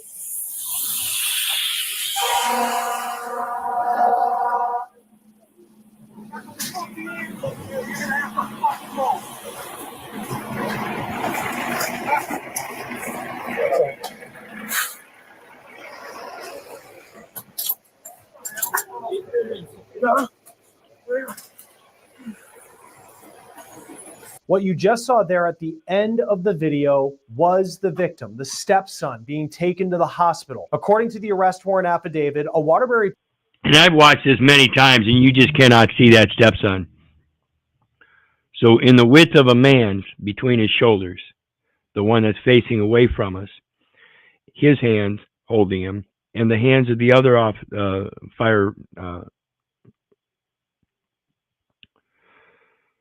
fireman facing towards us, but in the same frame, that little body was between those shoulders, and nobody saw him. I tend to believe that 68.7 pound report, and that, folks, is disgusting. To deny a man 5'9" the necessities of life to maintain a natural, normal body like any other man. Again, that shows me intent to kill. Police officer described the stepson, known as male victim 1, or as we will call him, MV1, as emaciated. His hair matted and unkempt, was very dirty, and his teeth all appear to be rotten. Days later, in the hospital, Teeth were all rotted. So yeah, even if he was had a welfare check, like I pointed out, that was 20 years ago. He was denied health and medical and dental and all that for the next 20 years. I'm pretty sure of it. MV1 would speak with police officers and give details of what he says life was like over the last 20 years. Before I go into the details of that, here's what the Waterbury police chief said about what you're about to hear. This video is from the news conference courtesy of WVIT TV in Connecticut. Because frankly, what was being reported was unfathomable to us at that point in time. Through unfathomable. How is it unfathomable? You don't know about human trafficking, kidnapping, denial of medical, denial of dental, child abuse, neglect. You don't know those kind of things? How is it unfathomable? It happens every goddamn day, and you people of all know it. Tell me you're a fucking police officer and you think this is unfathomable. You can't be too goddamn observant. Again, my apologies if you don't like my opinion. Maybe you ought to start doing more than just your job. those investigative meetings and through search warrants, we were able to seize physical evidence and conduct interviews and dig up some more information that corroborated the victim's story. This is the Law and Crime Legal Alert. Did you know that children are being diagnosed with serious conditions like type 2 diabetes and non-alcoholic fatty liver disease? And research is potentially linking ultra-processed foods to these outcomes. Our partners... Absolutely. You know, this is the crux of it, guys. Let me tell you a little story. Nice little convenient story about this nice, happy little family that lives in comfort and convenience of this false patriarch because it provides them a boob tube and processed foods and poisonous drinks where they can sit down on their nice, comfy couch and watch somebody else's dramatic, mysterious, murderous, heinous, comedic life, whatever it is, because it's so much better than theirs. But then all of a sudden they hear the sirens and they see the lights. So they get up off their couch and they look out the door. And here it is, couple blocks down the street, they're arresting one of their neighbors. What do? They go back to their comfy couch and do the same thing. Continue watching that boob tube. The next night, same thing's going on. They're sitting there watching that boob tube, somebody else's dramatic, mysterious, murderous, heinous, comedic life, eating processed foods and drinking the poisonous drinks, and all of a sudden they hear the sirens, see the light, they look out. Down the block the other way, and they're arresting one of their neighbors. They do the same thing. They go back to the couch. The next night, same thing. This time they look out, and right across the street, they're arresting their neighbor. The next night, it's the neighbor right next door. When do you think they're going to come to your door? Again, I remind everybody, I see American population turning into Hitler's willing executioners.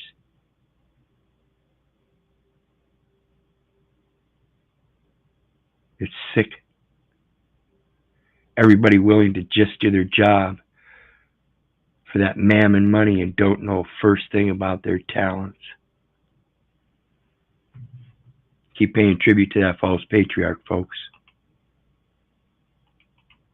At Morgan & Morgan are stepping in to fight to hold food companies accountable. They have decades of experience of standing up to big corporations, and they are ready to stand up and fight for families and make sure that they get justice. So if your child under 21 has been diagnosed with type 2 diabetes or fatty liver disease, visit forthepeople.com/food, or you can scan the QR code. And I'm going to say no. No to this part. I don't think you should be involved in those claims because you did this stuff knowingly and willingly. Again, people, the facts about processed foods have been around for a long time, and you're the ones keep indoctrinating your children because you were indoctrinated, because your parents were indoctrinated. It's time to stop the chain. Quit doing the same thing everybody else is doing and learn a new way. On your screen to learn more. According to the affidavit, the male victim told police he was pulled out of public school in 2004 when he would have been around 12 years old. When asked about his earliest memories, MV1 said he would sneak out of his room at night to eat and drink, and when it was discovered that he was doing that, he was locked in his room. He recalled drinking from a toilet because he was only getting 2 cups of water a day. MV1 detailed a life being allegedly held captive in this home by Kimberly Sullivan, who allegedly locked him in his room and would only let him out to do chores. Anytime he would be let out and be around someone, he wouldn't speak about what his life was like inside the home. Yeah, that sounds like child labor. Only let out to do chores. Don't tell me you didn't have an intent. Don't tell me you were looking out for that child's best interest. Don't tell me you loved that child. Don't tell me you didn't do anything wrong, you disgusting woman.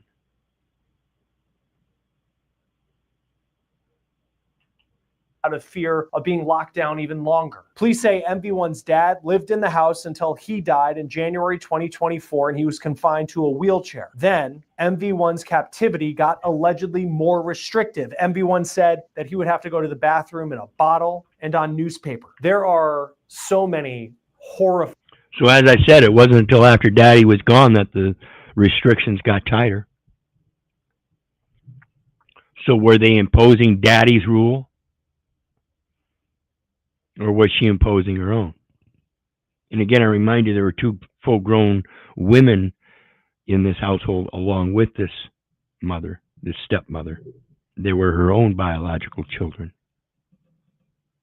following in mommy's footsteps, doing what mommy, and thinking it's just fine. Thinking about bearing their own children.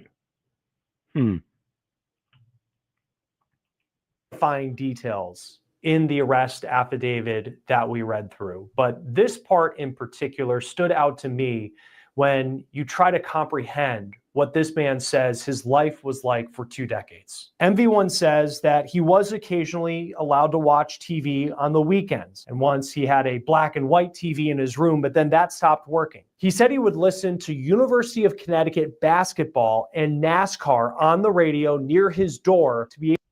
And see, that small black and white television he had, it became unusable due to advancement in technology. So while the rest of the family advanced in the technology and kept up, they denied him that advancement. Again, intent. Denial of advancement in anything in life. Be able to keep track of what year it was. He said he wasn't allowed to have friends, and the only time he was ever allowed to have fun was Halloween. The last time he was allowed to go trick-or-treating, according to CNN, was when he was 12 years old, and his last costume was a firefighter. And that leads. So this implies that this behavior was had before he was locked up in solitude. Okay? Remember, the last time he went trick-or-treating was 12. And usually that was the only time he was allowed out every year. So that implies that this is behavior that carried on for an extensive period of time before he was locked up in solitude. Leads us to the fire that All right, Gabby from Vegas, let's go ahead and pack your concentrate orders. So your brownie batter went back in stock today. So you allegedly set him free. MV1 says he set the flames himself. He says that he used a lighter that he had taken from his now deceased father a year prior. And he used printer paper and hand sanitizer. He told police that he read that hand sanitizer was flammable. MV1 allegedly told Sullivan the fire started because his radio malfunctioned, and then she let him out of his room. But she also demanded that he wash his face before he escaped out of fear that firefighters might notice his appearance. Then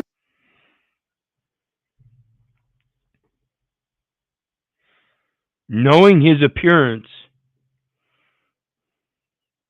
would affect the firefighters, she demanded that he wash his face. Again, a knowing intent.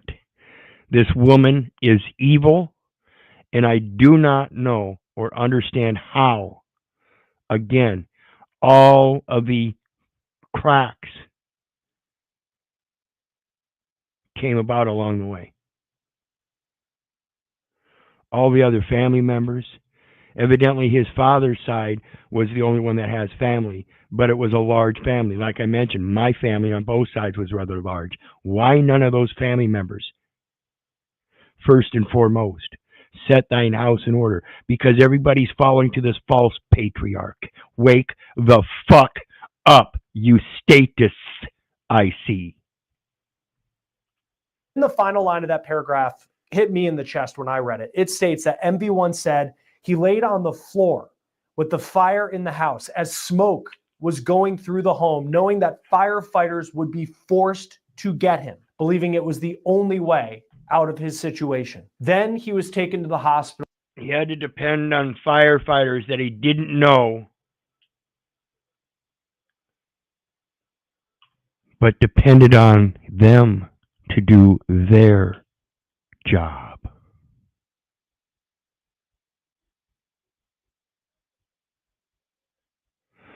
Astounding. Where he is now recovering and then had the conversation with police. According to the affidavit, MV1 stood at 5 foot 9 inches tall and weighed 68.9 pounds. He told detectives that he started the fire because, quote, I wanted my freedom. He did suffer smoke inhalation during the fire. He's considered to Want a little freedom, you got to burn in hell, huh? And you say, I'm the one that's psychologically off. You say people that would set their own room on fire might seem to be psychologically off. I think you're psychologically off if you're just doing your job. to be in stable condition and is recovering at the hospital. While he's recovering, there are certainly a lot of questions about how this was allegedly able. And again, that's not going to those public servants out there, folks. Let me help you understand. You're the ones, you moms and dads, falling victim to that false patriarch. You are the ones that are just doing your job and not carrying on the spiritual talents that you're granted.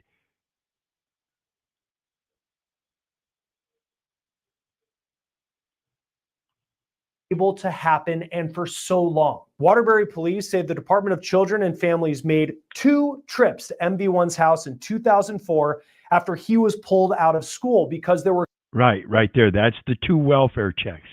They made 2 trips to his home because the school called him. concerns from the children and teachers at the school that something was going on. The Waterbury police chief said this about those visits in that news conference, this video from WVIT. We're doing some background investigation. There are 2 incidents that we had within our computer system of dealing with that address and with the family back in 2005. One was a request from DCF to do a welfare check at the location because children that Thanks for lightening things up, Rocky. I really do appreciate it. Rocky Shepard says they will probably charge him for starting the fire. Amazing how it might possibly work out. That does seem humorous, but you know, that's the reality, folks. These people, when it comes down to it, they're in it for the buck. So if the budget says, hey, we got to charge this guy for arson because he started the fire and we lost money in it, then that's what they're going to do. Good point. Far closer to reality than a lot of you might fucking think.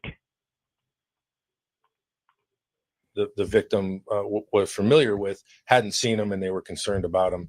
Officers went to the house. The house was clean. It was lived in. They spoke to the victim at that point in time, and there were no cause for any alarm or any conditions that existed. Yeah, see, at that time, the house was clean and looked well lived in and all that, yeah. But when you see the pictures of it today, you wouldn't make that determination. So slowly after time, things have changed and gotten worse. That would have led officers to believe anything other than a normal childhood and a normal family existence was occurring. But that was reported back to DCF, and that was the last that we were involved in that particular investigation. We were called back to the house in the latter part of April by the family who wanted to file a harassment complaint against members of the school district, saying that they were continuously reporting them to DCF and felt that they were trying to get the family in trouble and have the family investigated. We have no further information about where that went other than there was no proof. Like I said earlier, when it comes to the Social Security Act and all these state actors and everything, what they're doing here, when these people called the police for harassment, that's actually a valid charge, because I understand, folks, Child Protective Services, Department of Child Care, whatever, any of those state agencies and stuff, that's through a Title IV-D contract. And again, those Title IV-D contracts stem from a foster care and adoption system where those children of biological moms and dads aren't subject to it. When you understand the language and the personhood and that Fourth Amendment and your freedom of association from that personhood, but yet being able to be secure in it, just like your papers, houses, and effects, you understand there's a distinct difference between the person and your heir apparent. Provided by the family that there was any type of harassment that was occurring. You know, as far as the school district's concerned, we are looking at those records now. We're working with DCF to look at records that they may have from previous investigations, and that's part of the ongoing investigation. DCF told WTNH in Connecticut that they have no records related to MB1 and his family. They said that in that state, records are expunged 5 years after reports of neglect or abuse are considered unsubstantiated. Now, however, as we see today, we still have school superintendents and principals and stuff willing to speak out on it as to their firsthand testimony 20 years ago. So the record can be reestablished. The problem is that in trying to reestablish it, you can't now go back and say, well, now we find it. Okay? See, this is the implausibility of that record according to your firsthand witness and the importance of stating the facts that are true and not babbling as a statist because you've been indoctrinated into their terms of art of speaking babble, thinking you know English and don't understand it. So when you listen to this video and I'm talking about biological mom and dad, I mean it. It is not a parent according to the terms of art of the legal industry under a Social Security Act Title 4D contract. See, that definition doesn't exist outside of that contract. If you're not actually involved in that contract, knowingly, willfully, and intentfully, knowing the full disclosures, then you are not, in fact, the parent. But you are, in truth, always a biological mom or dad with an heir apparent. Now, you may also be wondering, what about other members of this family, about other people who are related to MB1? Remember, that's what my question was. And again, he's going to touch on this, but he doesn't expand upon it like I've already done. What happened to him as far as continuing up and following up on those accusations and making damn sure people were doing their goddamn jobs to the utmost moral and ethical standpoint in the best interest of the child. Fuck their paycheck. New York Post spoke to the man's biological mom. The woman lives in Meriden, Connecticut, which is about 20. What?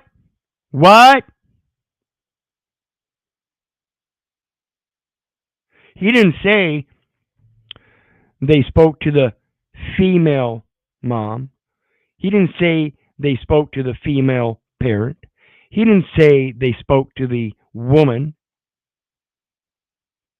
Like I said, the biological mom.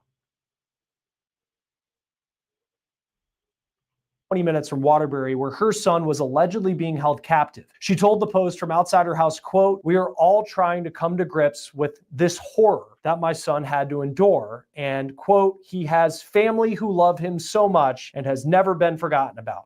Then what about you?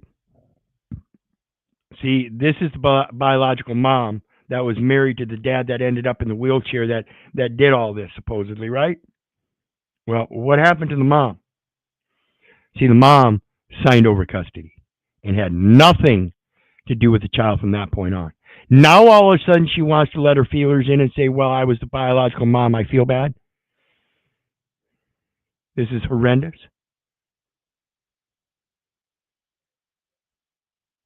I say it was horrendous when you gave that up to a legal false patriot to begin with because you didn't have the understanding. But I comprehend you too were indoctrinated like your mom and dad. So I forgive that because you weren't just doing your job. You were one of the bitch-ass slaves. You were one of the ones that were fucking fooled, just like I was.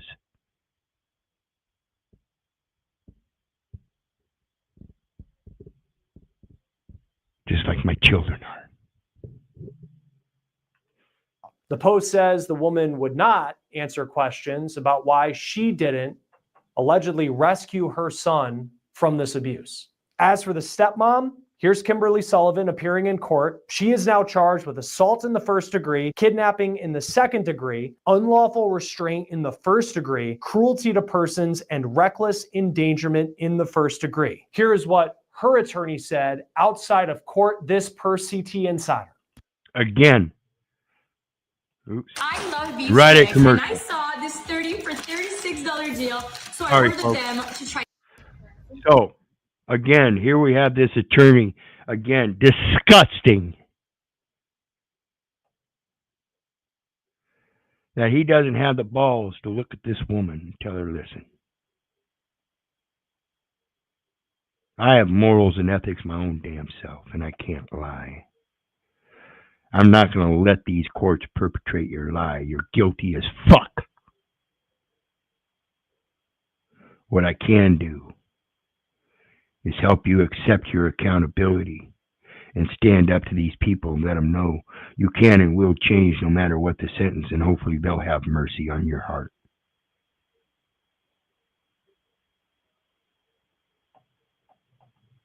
Any other way, you ought to be fucking ashamed of yourself. Lacking accountability. Absolutely. Yeah, so she completely maintains her innocence. From our perspective, these allegations are not true. They are... No, you can't sit there and portray to me that from your perspective that they're not true. That tells me that you lie to yourself.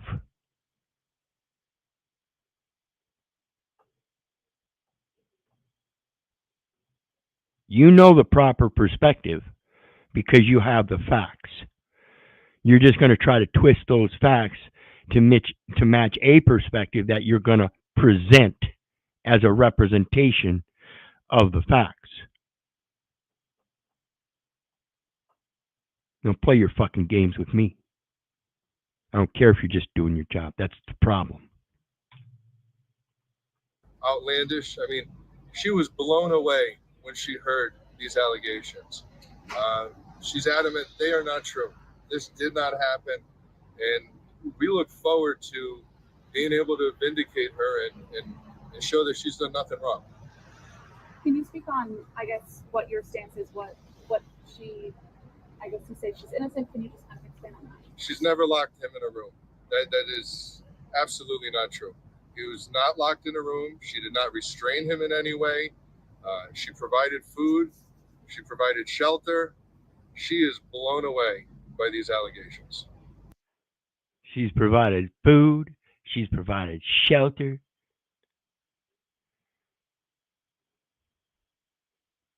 How come you told him to wash his face off?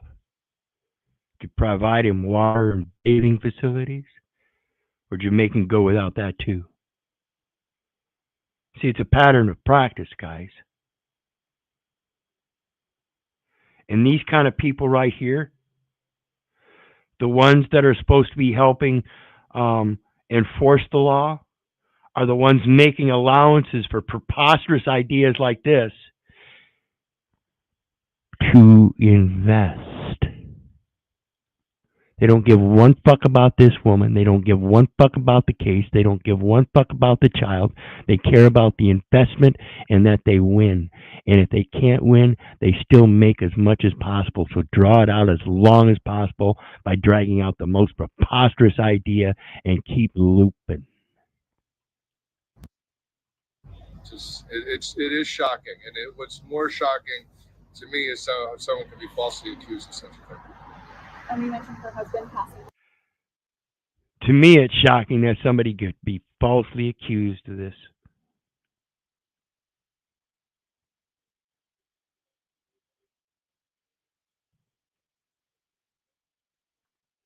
Really.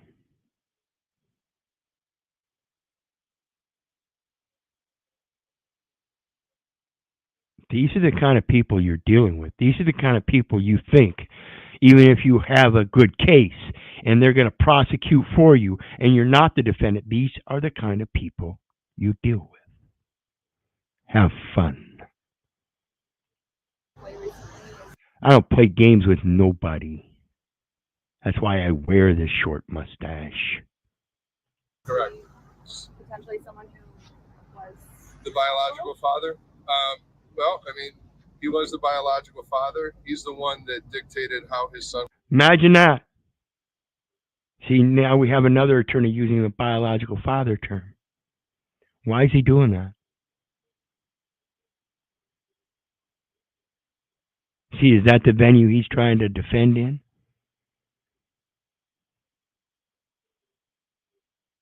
I'm very curious as to how this is going to turn out because of this.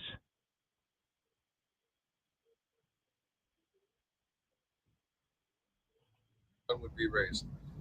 We think as the evidence comes out, you will see that she's not She's not the villain she's being made out to be.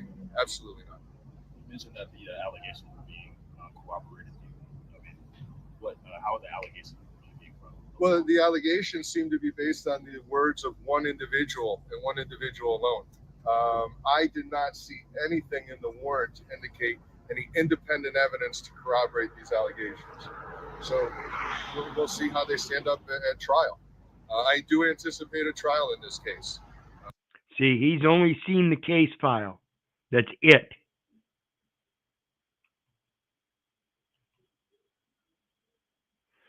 Dr. D-Head says it all seems like a strong argument for smaller communities and going back to the land. Absolutely.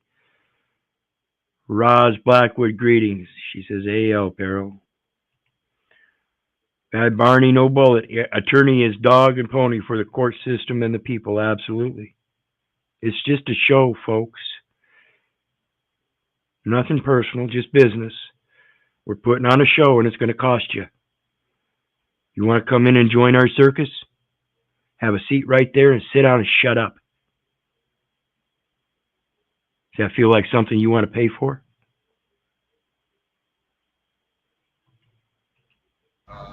Given the shocking nature of the allegations, she's adamant. She's done nothing wrong. Where's the boy now? Where's the Pay attention here. Where's the boy now? Like I said, this guy doesn't know anything but the record. I don't know. But my understanding is, based on my review of the warrant, there was no other person to corroborate any of the claims that were made. And at the appropriate time, we'll get into the motivations and the credibility of any witness. Sullivan was held on $300,000 bail, and she was able to post that. So she is free right now. So I got to ask, the living conditions they lived in, she doesn't have any extensive family members. She's working at a little shop at the mall. She's got two adult sisters or two adult daughters living with her. Don't know what they did, but somehow managed to come up with $300,000 bond. That's $30,000.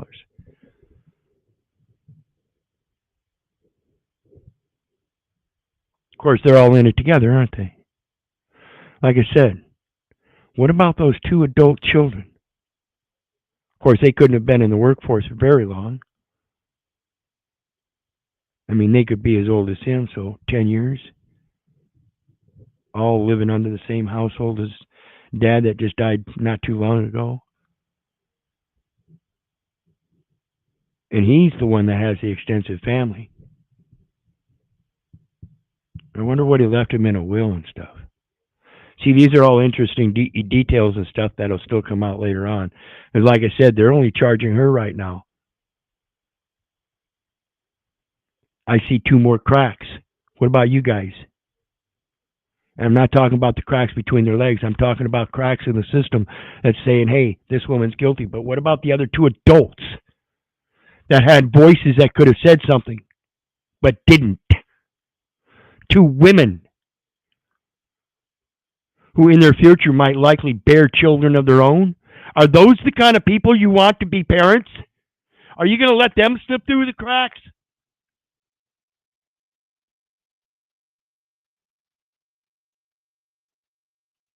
As this case continues and her stepson recovers in the hospital, her next court date is reportedly March 26th. The city of Waterbury and the community are now trying to help this stepson as he recovers in the hospital and faces a long path ahead when it comes to recovering from what allegedly took place. At least 20 years. At least. If not the rest of his fucking life. You people are disgusting. And you know who I'm talking about.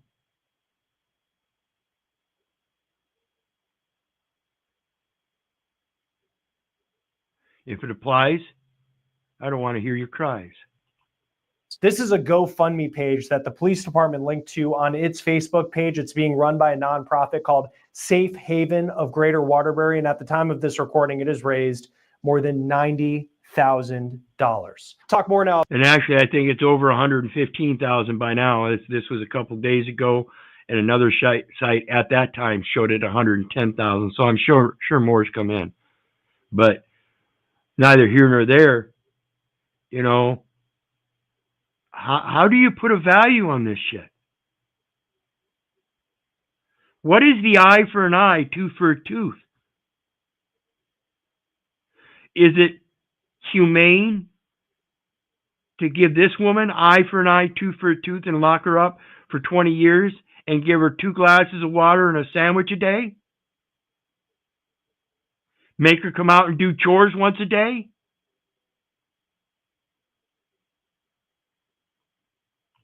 About a really difficult story is Marion Bracha, practice professor of law at Temple University and a former prosecutor. Thank you for taking the time to be with us.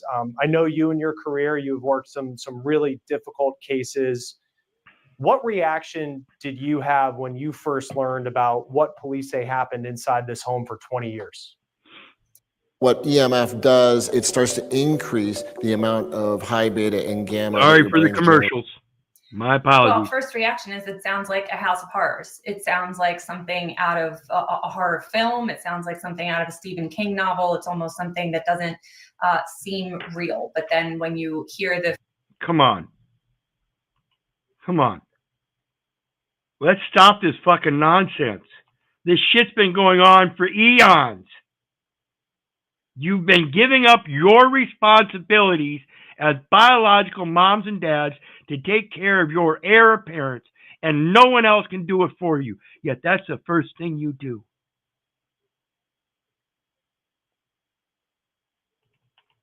The physical condition that the survivor was in, that the male victim was in, you know that it is all too real, and there is actually physical evidence of what he endured for all that time. How common are, I know this, and we've heard from law enforcement that have said, the chief said in 33 years of his career, he's never seen something like this. But when you have cases where there is someone who's being held captive in a home, how common are these types of cases? I can't say that a case like this comes down the pike every day. I can't say that this is a very common fact pattern that presents itself to prosecutors for consideration. There have been instances where I've seen and reviewed materials for captive-like cases like this in the past, but again, they're few and far between. And okay, so I'll agree 20 years captive is one thing. And those kind of cases don't come down the pipeline very often. But I guarantee you, it is very common that reports are made that a child is locked up in a room.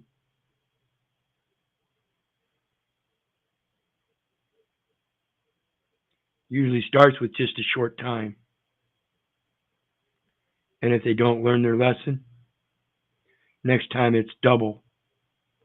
And if they don't learn again, next time it's double. Next thing you know, it's a year. Next thing you know, it's 20 years. But you don't notice because it changes a little bit over time. And you're okay with that.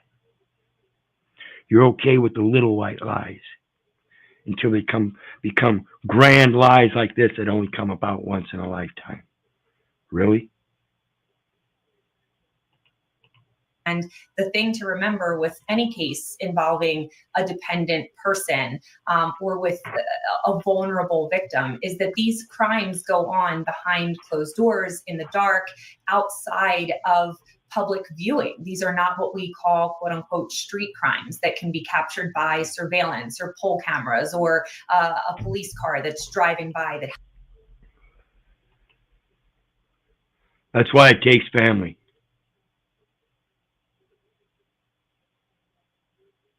See, we all have this false patriarch, this thing, Big Brother, keeping an eye on us. Because that's what we fail. We fail to be our brother's keeper. Happens upon a crime scene. These are things that happen really in the dark and are not often discovered by investigators or by the people who are best suited to help. Police say that he was pulled out of school, public school, in 2004.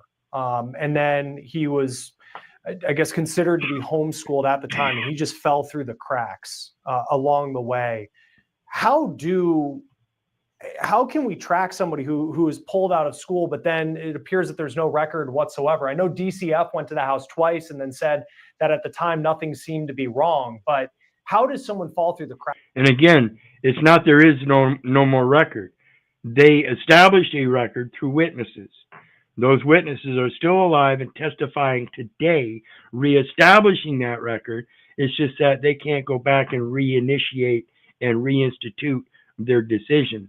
They can only go by the evidence they have today. And by the evidence they have today, that would be automatic. Oh, yeah. But that's what failed. And that's why we're at where we're at today, 20 years later. Cracks like this. I think the only phrase to use there is administrative failure. Children, and especially dependent children, children who are being... Their administrative failure, where you, mom and dad, have to give up your authority of your children to them, to the administrative procedure over them.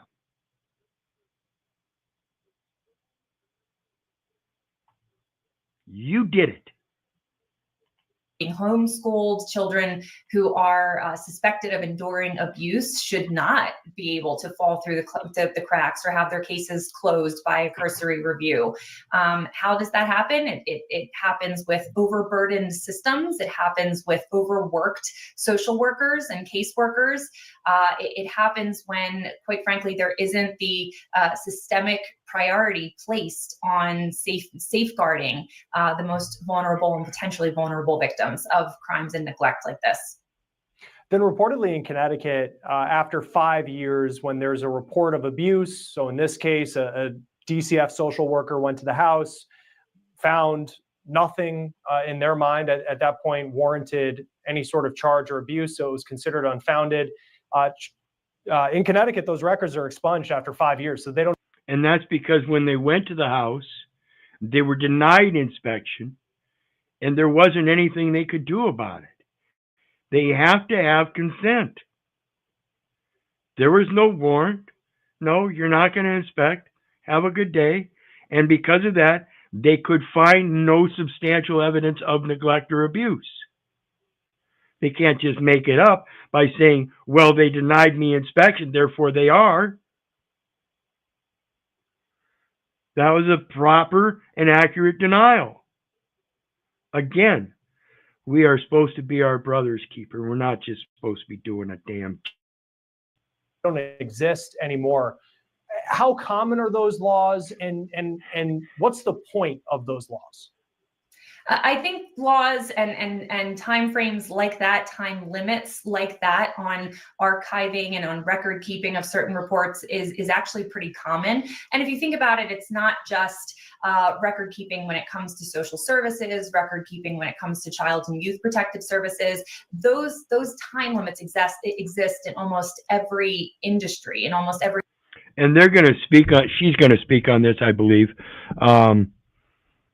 In regards to that record that we have nowadays, 2006 Electronic Records Act. So now, and this is what I try to help people comprehend, is that they can't get rid of the definitive record system. I have to be able to make a handwritten document as to my testimony, my story, my journal. I do not have to do it electronically. I retain the right to do it empirically, as I learned as I was growing up in my origins, as was tradition back then, and not by a change in technology that allows me to do it electronically.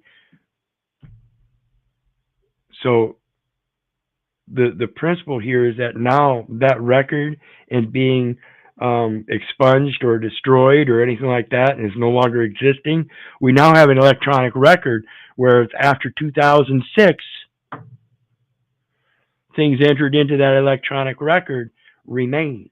It's a blockchain record. In other words, it decentralizes information so that when one CPS center gets that information, it goes out to a certain number of institutions according to that Bureau of Vital Statistics jurisdiction record I show you for statistical record keeping. Yeah, it's a matter of how many children are abused in the United States every year. How many children go missing in the United States. Those are statistics.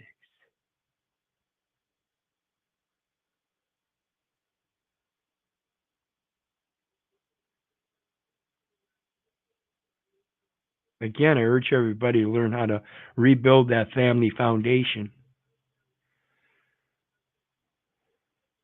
I think that will be one of the most effective means of cutting child trafficking.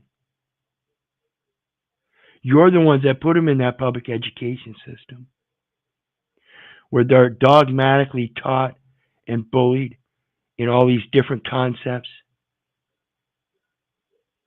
You want to bring your child up in your ways and your spirituality, then you better get back to the spiritual foundation, teaching them your talents as you've learned so that they can go out and learn more.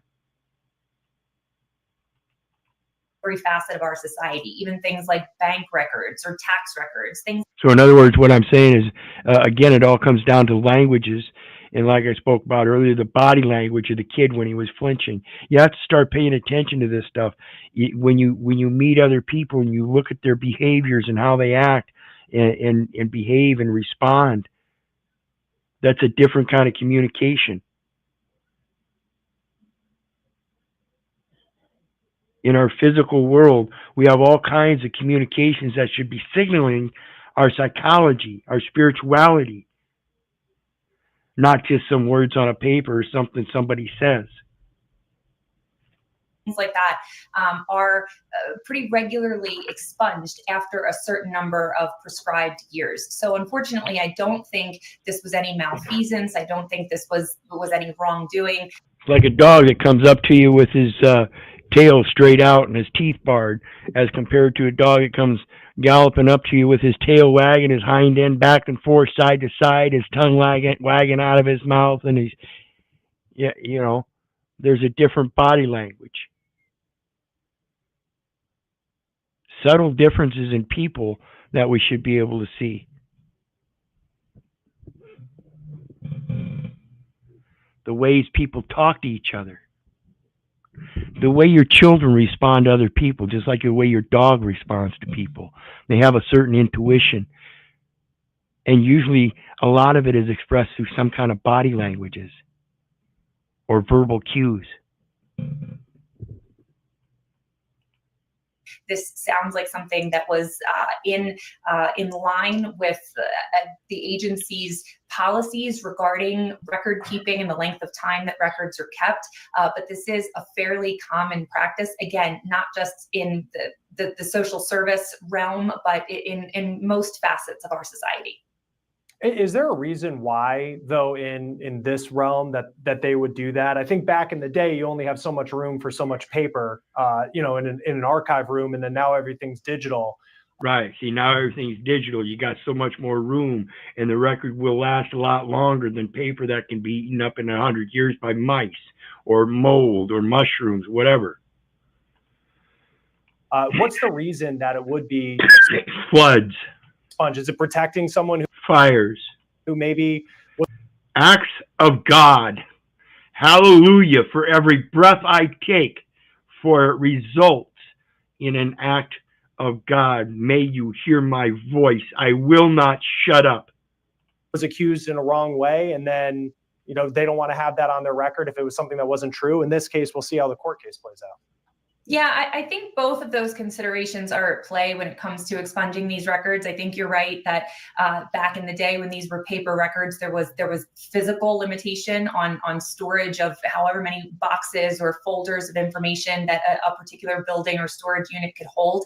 The same is somewhat true of our digital archives. There are only so many terabytes that exist in terms of our cloud storage or in terms of these. And this is where it's bullshit, because we have all kinds of clouds and servers, and that's the thing, that you can just keep building these database servers and computing them until you, again, as technology advances, and put them on smaller and smaller devices. And these devices they're talking about are crystals. One day you might be able to find out how to store it in a bucket of water.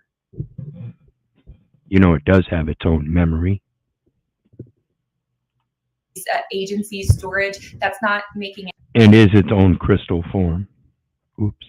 an excuse for it by any means, but that there is still that consideration of the storage space available for a forever maintenance of records. But I think you're also right that when someone is investigated or when someone is suspected of wrongdoing and they are cleared, there is a societal interest in clearing that person's name if there are no subsequent reports, if there are no follow-up concerns with that person's behavior or that person's care of a child or a dependent person. And so there is a privacy interest there in terms of Gabapentin is A privacy issue there.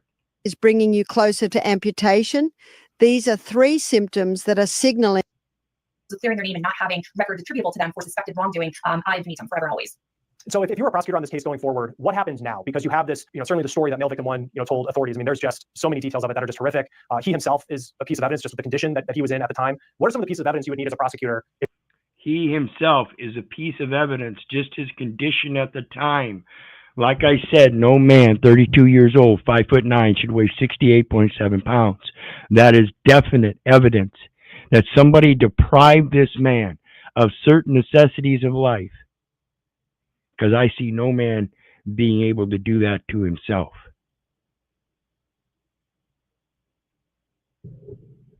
$68.7 pounds. And went to the length to set his room on fire in order to get attention after 20 years. Yeah, I don't see a man going to those kind of lengths unless he's absolutely at his end.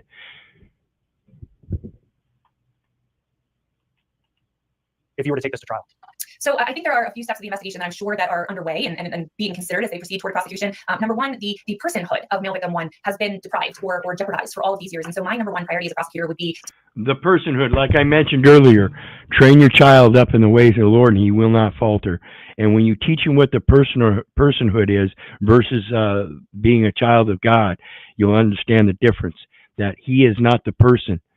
Okay, the person is only a presentation in a second form, whether it be verbal, literal, a sculpture, a painting, a video, an audio. It is just another form of the real thing, and it is described as a noun or an adjective or a verb.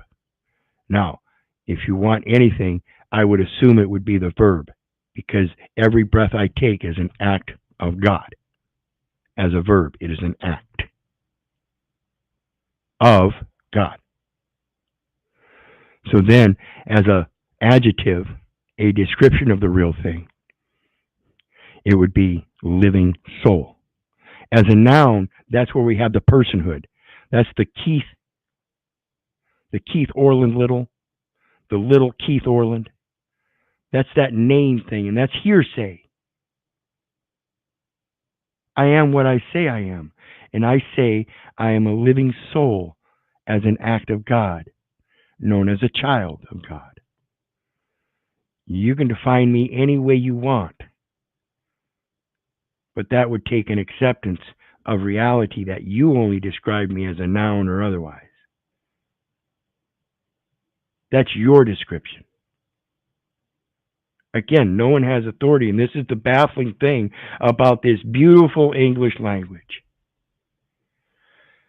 Because though it's so twisted and serpent-like, it'll bite you if you don't understand it. But once you learn it, and you learn how to follow everything up and do your research, don't believe me, don't believe the neighbor, don't believe the government, don't believe your mother, for crying out loud. Do your research so you know. And that's getting back to the roots and origins of where these words come from and what was their intent.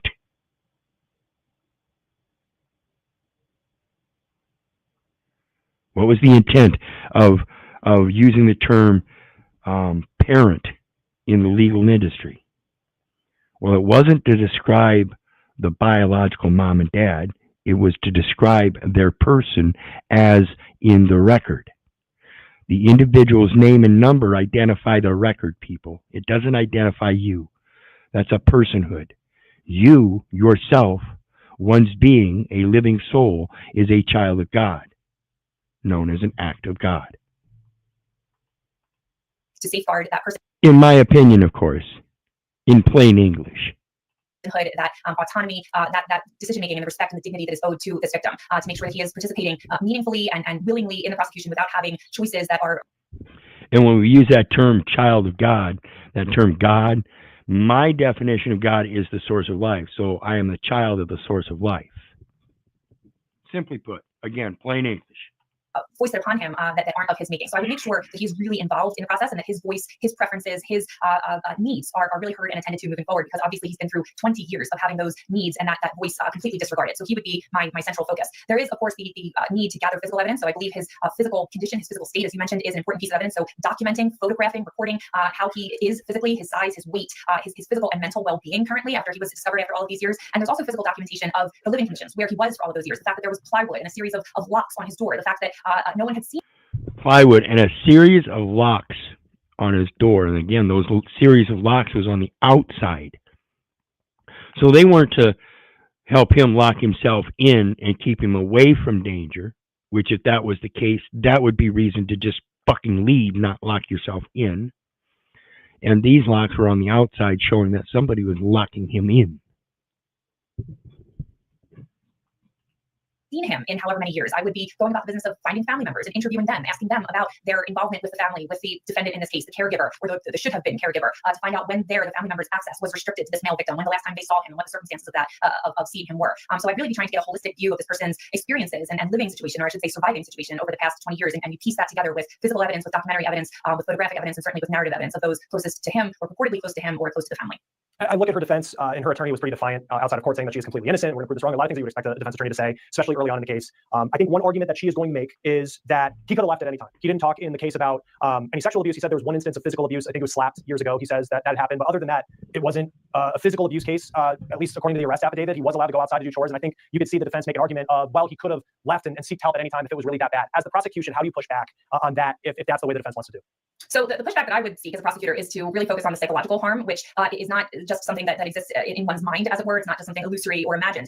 There are psychological and emotional factors that go into holding someone captive, that go into the kidnapping charge, which I think a lot of people hear kidnapping and they say, well, was he taken from one location to the next? Was he taken across state lines? But there is a definition of kidnapping, which means to hold against one's will, to hold essentially captive for the purpose of. Yeah, to hold one captive. It's not to move, but to hold one captive. Okay, and we're going to go over the definition of kidnapping when we get done here. And that's the whole point of this. This was 20 years, but remember that first video that we watched in the stream? And they talked about special education and little padded rooms. Those people don't have licenses. And even if they did, there's a certain particular administrative process, right? So I'm putting a caveat to all these public education centers that are kidnapping children. As I interpret this code, the definition of kidnapping, which we'll watch or we'll go over. But pay attention to what she's saying too. Exposing that person to serious bodily injury. And so really focus on the psychological harm, which is not go into holding someone captive, that go into the kidnapping charge, which I think a lot of people hear kidnapping and they say, well, was he taken from one location to the next? Was he taken across state lines? But there is a definition of kidnapping, which means to hold against one's will, to hold essentially captive for the purpose of exposing that person to serious bodily injury. And so serious bodily injury in this case would have been the deprivation of food and water, the deprivation of medical services. That is the exposure to serious bodily injury in this case. And so the pushback would be, sure, he was allowed outside to take the dog out or to attend to chores for a few minutes a day. But what about the psychological trauma that had gone on for decades before, and for all those decades ongoing, that communicated to this male victim, one, if I leave or if I try to leave, is there a greater harm that will come to me than submitting or. And like I said in that first video, that kid was flinching. How's he going to behave the rest of his life with other people if they make slight movements? See, this is the psychological abuse that goes on with the physical abuse that they incur. This is the stuff that exponentiates that broken family, because then when that kid goes home and he's trying to interact with his family members and they're just trying to play around and have fun with them, and he flinches because of their movements.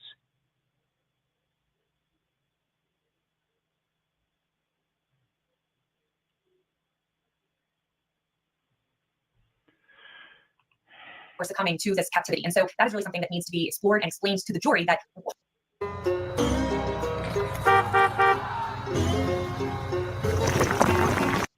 holding this male victim captive for all these years in the conditions that he was kept in really deprived him of the ability to make that choice, the ability to say, well, I'm just going to walk away from this, because in a victim's mind like this, that choice just doesn't exist. I mentioned too for the defense, and I don't envy the job of a defense attorney in this. And before I get too far, I want to mention too, I wanted to go back to the mention about the putting a special education student in one of those padded rooms. And the guy said he ran into the wall. Instead, come to find out, he punched him. But even the mention of a padded room would be knowing that he might be harmful to himself and need to be restrained rather than let loose in a room where he might hurt himself.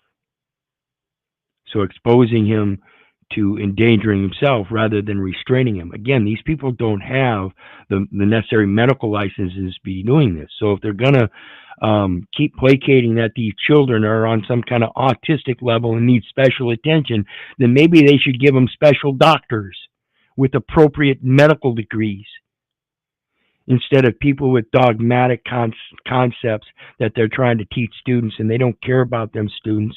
They're just doing their job. And of course, according to that job, that allows them to abuse them students or put them in a padded room if they can get away with it. Well, sure, if the principal's going to back you up and keep it quiet because he really doesn't want to ruin his own fucking name. See, it's when are they going to come after you? Someday, Mom and Dad, you're going to have to accept the accountability yourself, because you're the ones that put them in these conditions, in these situations, without doing your research first, without knowing who these people are and what their backgrounds are. This case is just you trust them because they're in public service, which is a public trust. What a fallacy. There's such you're pushing back on a story that is just, it's so horrific. And I imagine if this arrest affidavit was put up in court where they're talking about how he listened to UConn basketball games so he was able to understand what year it was, that would be really effective to a jury. How else do you see the defense potentially pushing back on the horrific allegations that are being made against their client? Well, unfortunately, aside from the condition, the physical condition of the victim, so the fact that he was in his 30s and weighed only 70 pounds, and the fact of his living situation, the fact that there was the plywood across the door and the locks on the door, I could imagine a defense putting forward a story or a version that perhaps the danger was coming from the victim, and that these steps, these lockdown conditions that were put in place to keep him in captivity were actually put in place as a safety mechanism or a defense mechanism by the defendant. So I would anticipate the defense to explore and perhaps do some finger pointing to the victim and to say that this is not someone who was safe, this is not someone who was physically or mentally reliable, and someone whom perhaps the defendant feared, and so she was acting out of self-preservation. Yeah. See, remember that insane defense I was talking about earlier. So they're going to, at least this is what her go-to would be, is, and she calls it an expectation, of course, is to propose some kind of insane ideology like that the defendant is actually the victim. But again, that would also pose that if the defendant is a victim, then the defendant's two daughters would also be victims. And of course, before that, it would have been, Daddy was a victim too. See how perverse that lie goes? I don't know if that would carry the day with a jury, but I can imagine a world where that is a potential defense. Yeah, it's again, it's a tough job. I think in that case, for everyone's innocent. And like I said earlier, I can't imagine any defense. In reality, I can't imagine any defense for this. I couldn't stand up with a woman like this and say that she was innocent. I could only do my best moral and ethical push that you're guilty. They're going to find you guilty no matter what kind of trial you go to. And if you take it to a full-blown trial and they find you guilty, they're probably going to give you max penalty. The only thing I can do is hope that you will understand God's mercy and that He's your only true judge, and that the best we can do before these people who think they are your judge and will judge you is to get the leanest sentence possible by owning up to it. And I can help you with that. Can't help you with lying. That's the problem with this world. Proven guilty, but for defense attorneys in this case, she was given $300,000 bond. She was able to post that. What do you make of that part of the story? in most jurisdictions where charges have no available bail, ordinarily that charge would be homicide. So in most jurisdictions, in most states, most criminal offenses do have a bail amount that is available to a charge. Remember that bail is not intended to be a punishment. Bail is intended to secure a defendant's presence and participation in the criminal case, in the prosecution. So if there is no indication that this person is a flight risk, if there's no indication that this person has previously left town or gone on the lam, the fact that she has a private counsel is also something that is taken into consideration. She has already invested in her defense, so she is putting out evidence or an indication that she intends to fight this case, which also makes it more likely that she will appear in court. So the availability of bail is not a surprise to me because there is fortunately no homicide charge here. But at the same time, there would be conditions attached to her bail, things like a stay-away order. She will likely be ordered to have no contact with the male victim. She will certainly be instructed that she's not to have any contact or attempt any contact with other prosecution witnesses if there are family members who are sought to be interviewed or testify on behalf of male victim one. And see, that's the thing I'm still looking at. Remember, I keep mentioning these two daughters. She's got two full-grown daughters that lived with them, and I don't understand why they're not part of this. So there will be conditions attendant with that bail, but it's not a surprise to me that bail was set and that she was able to post a percentage of it. And then just lastly, as we look at the story, and so often you hear about the missed red flags that were there. And in this case, you had DCF that in 2004, we don't know what the condition of the home was in 2004, but apparently it wasn't reaching the level that they needed to do something, though people were concerned about it. When you look at the system as a whole, what can be done, just from your career and your experience, what can be done to prevent these cases where these red flags are missed from happening? Well, my number one question would be, after 2004, when this person was still 11 years old and was ostensibly being homeschooled until the age that they could have declared emancipation or declared independence and left the situation of formal education, where was the state? Where was the oversight? Where was anyone making sure that homeschooling was actually being done, that he was being cared for, and that he was in a safe and, if not loving, at least educational environment? I think if there had been some oversight in terms of what condition his homeschooling or his alleged homeschooling situation was, there could have been more eyes on his condition, and perhaps the sad state that he was surviving in would have come to light much, much sooner. Yeah, it's a horrific story, and there's going to be a lot of questions that will continue on as this case and investigation. Again, that's being put on the state, and I want people to understand that's not what I'm doing. I'm putting it on you, moms and dads, before it can be put on the states. You are the one that is supposed to be that child's hero. You are the one that is supposed to be acting like a god to that child.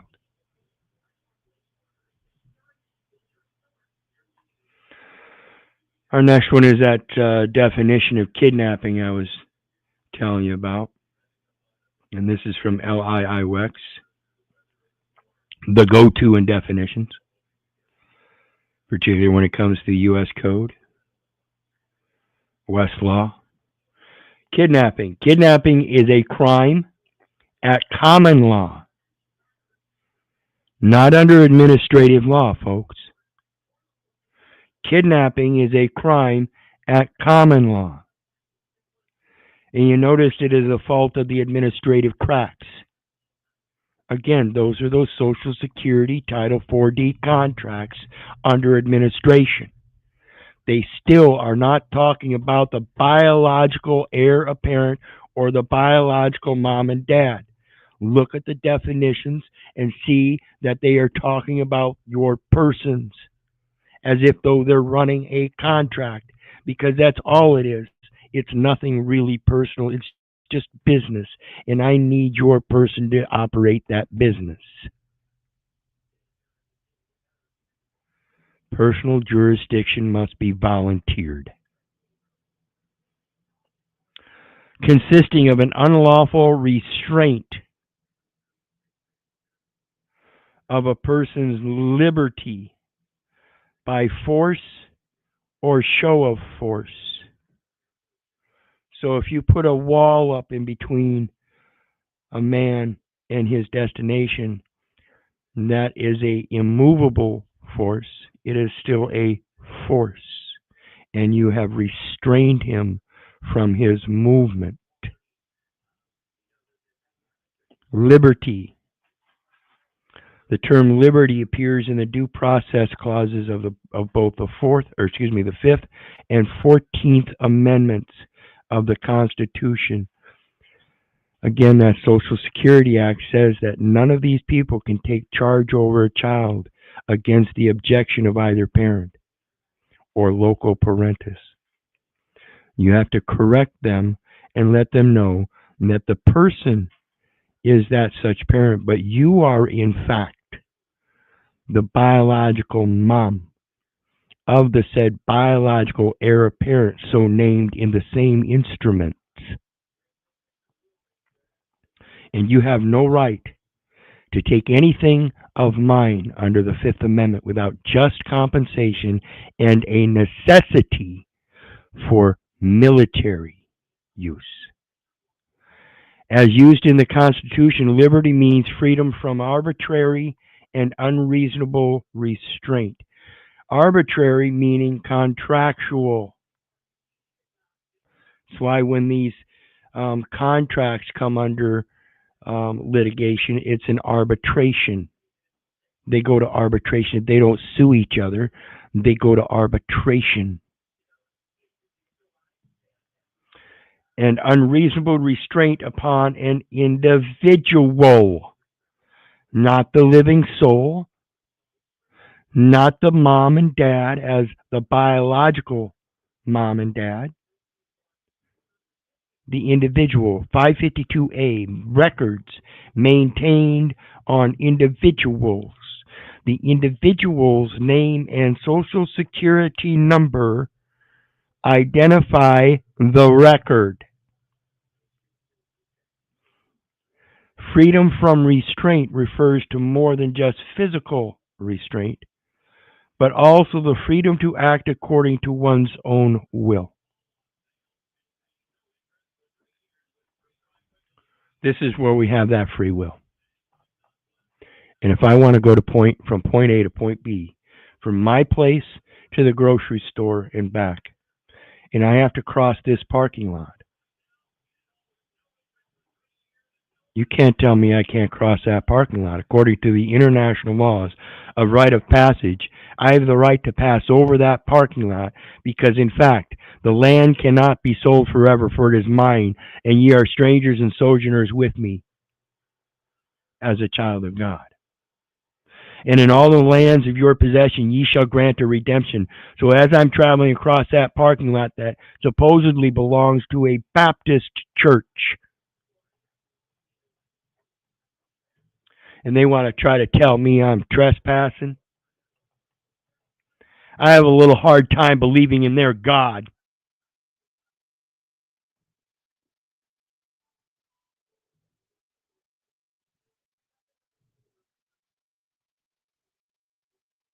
Deuteronomy 24:7 in those scriptures says, anyone caught stealing one of the children of the brethren of Israel shall be put to death. Ye shall put evil away from among you.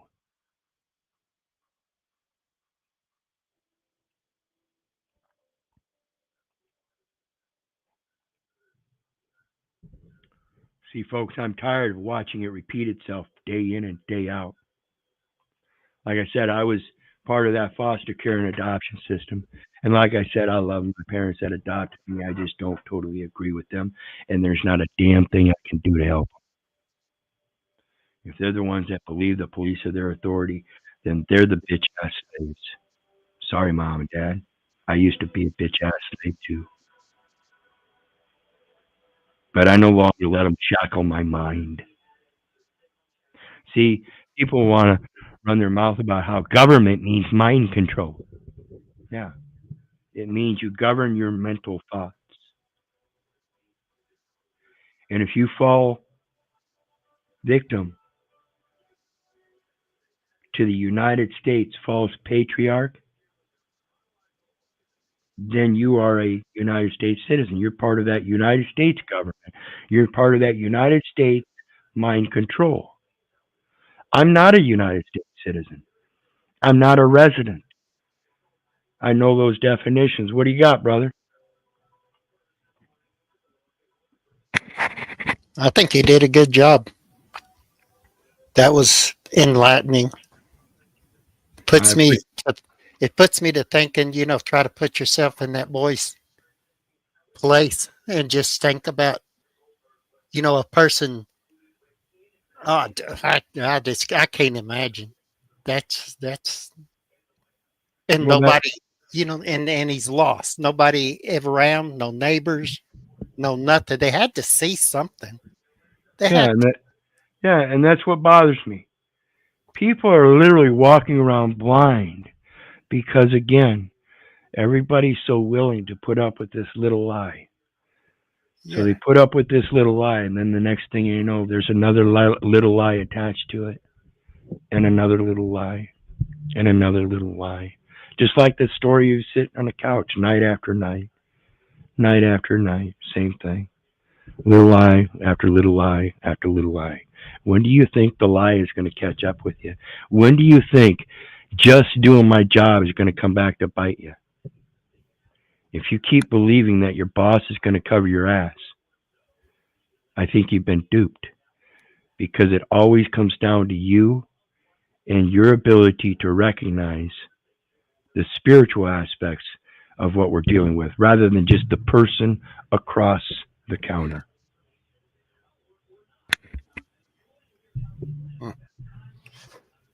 Well, Keith, I appreciate you having me up here.